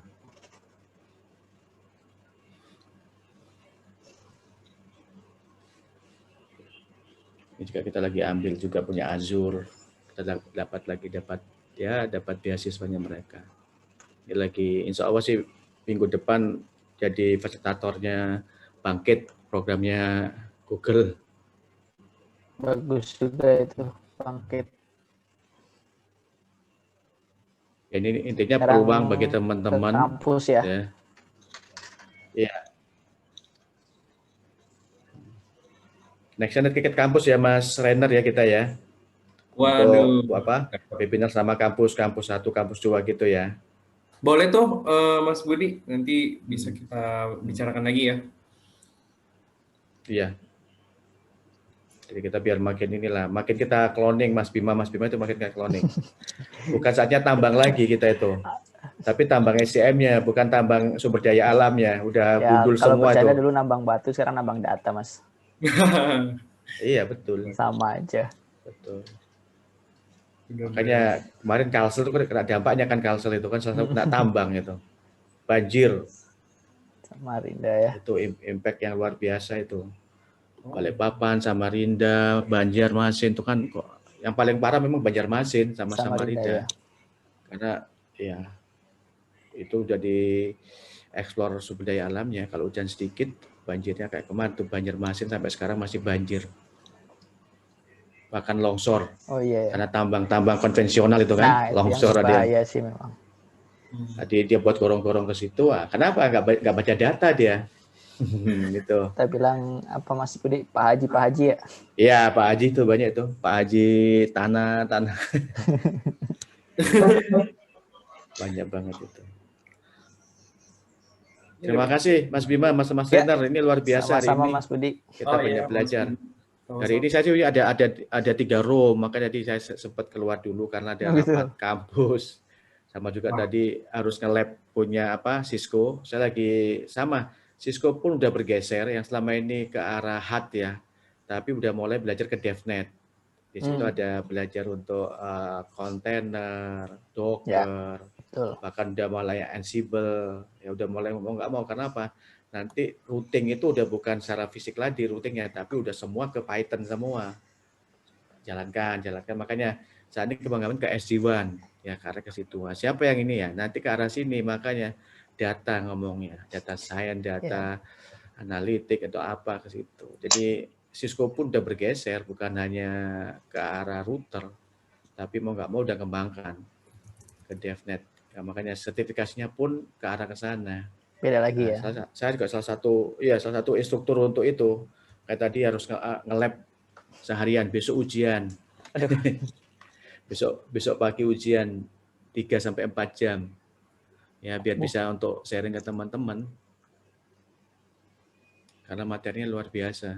Berubah ya. Sebenarnya routing atau BGP manual, ini semua udah tercoding semua dengan script Python itu kan, Python udah pakai Visual Code-nya, udah jalankan mau kemana, berapa, udah baca semua. Tadi ada pakai SCADA atau kayak apa, udah ada semua toolnya. Tinggal mau nggak, dari sini sebenarnya, dari DigiLab ini dasarnya dapat teman-teman, dari dasar itu kita stepnya ini enak kok, saya lihat itu stepnya dapat. Cuma memang itu literasi kita yang kurang kadang-kadang. Terus kebanyakan kalau ada ini sukanya di copy paste, nggak mau nulis, itu yang sering gitu. Padahal tuh kita biasakan tulis saja nggak apa-apa. Sebenarnya itu paling bagus untuk menghafal ya, dalam arti ini loh perintahnya ini ya. Itu otomatis tapi minimal jangan copy paste. Karena kalau di Python kan ada indentasinya itu kan, kalau di copy paste ada salah spasi aja udah wassalamualaikum itu. Nggak ketemu errornya, ternyata spasi, ini ya itu. Memang perlu di situ. Ya belajarlah dari orang tambang kayak Mas Bima, bisa ke data ini nih, data analitik, data science, kayak Mas Renner ini, anak muda yang udah ke arah data kan, ya dan saatnya sih. Dan hebatnya lagi UMN yang kolaborasi sama DigiLab udah buka kampus di sini loh, di Balikpapan, Mas Renner. Oh. Ada kemarin saya sempat lewat tuh, apa ini kampus apa UMN? Wih, udah buka di sini nih. Oh iya? Iya, saya baru lihat kemarin tuh ada kampusnya DigiLab di sini. Wah. Nggak tahu masih mau tapi udah ada logonya pasang di ruko gitu, udah ada. Mungkin dia sasar untuk semester depan, tahun depan 2021-22 itu. Oke, itu aja. Saya kembalikan ke Mbak Rani. Terima kasih Mas Bima, Mas Renner, dan teman-teman ya. Jangan sukses terus buat Jilo juga ya. Jangan capek-capek untuk belajar ya.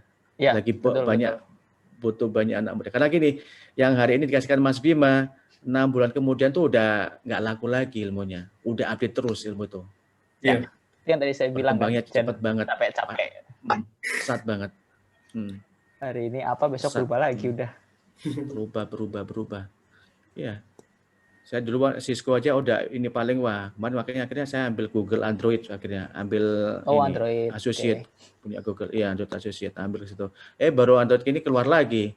Yang Java keluar Kotlin. Keluar lagi, aduh. Jadi nggak ada habisnya. Ya.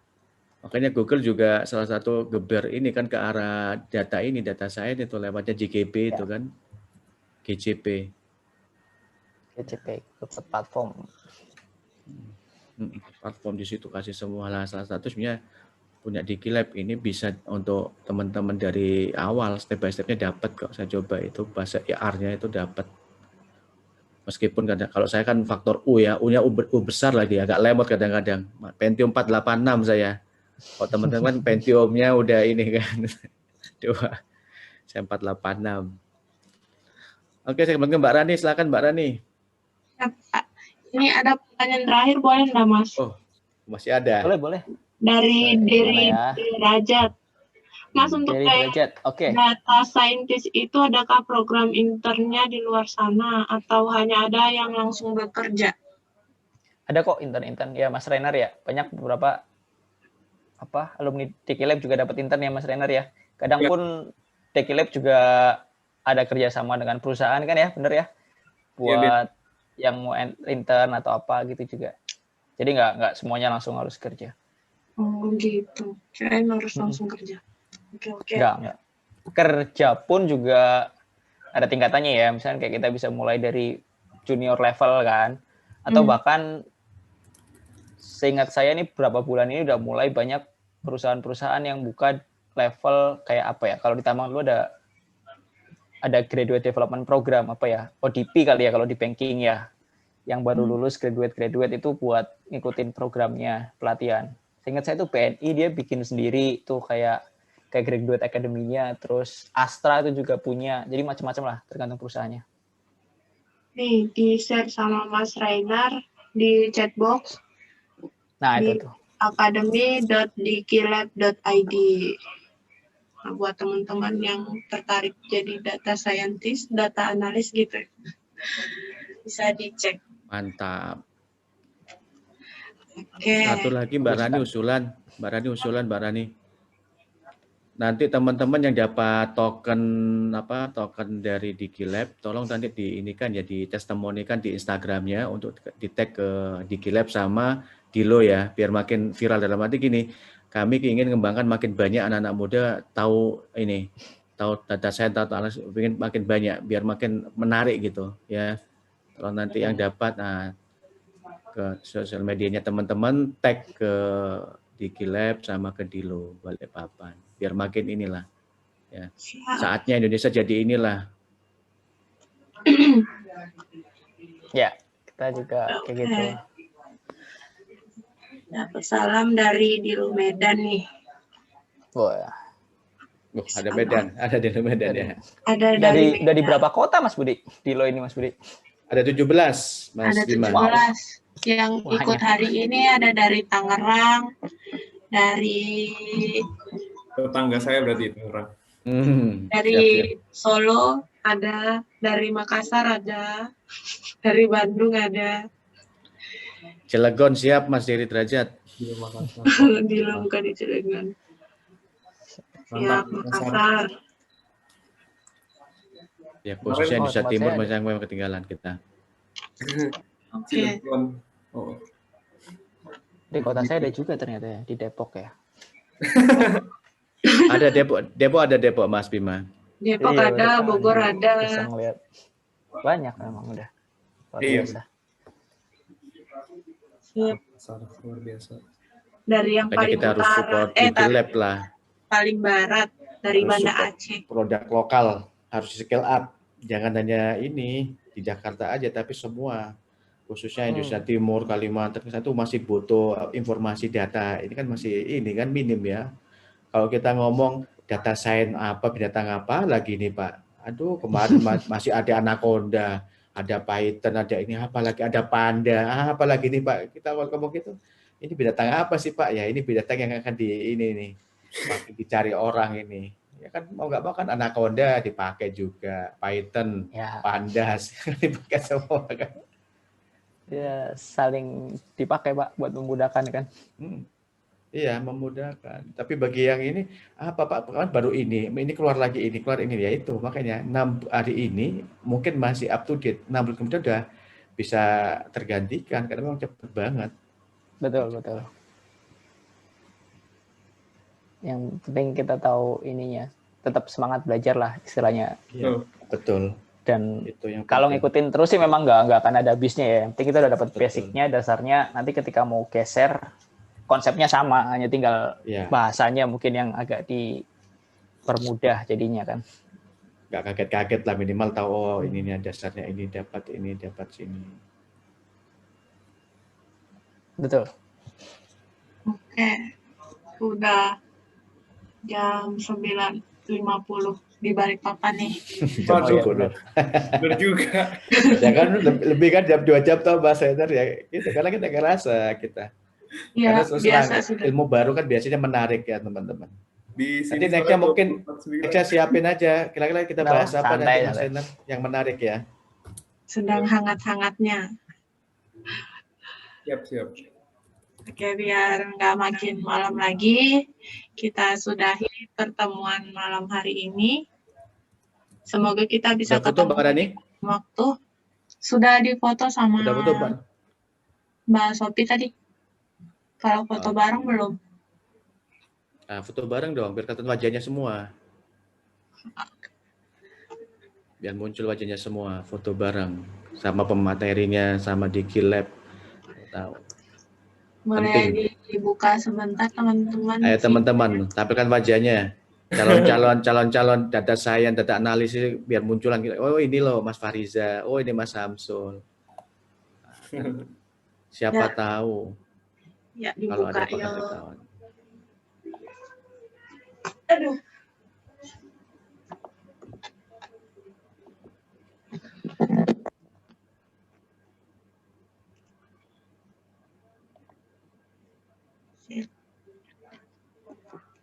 Wow. Halo Masih. semuanya. Halo.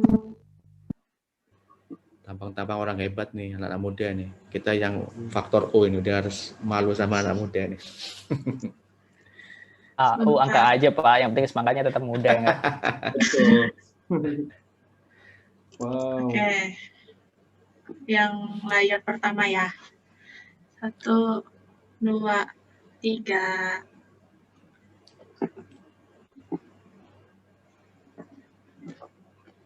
Set. Yang layar 2. 1, 2, 3. Thank you. Terima Oke, kasih terima teman-teman kasih udah semua hadir teman-teman. malam hari ini. Semoga bermanfaat, Ya, bisa ketemu di amin. lain waktu.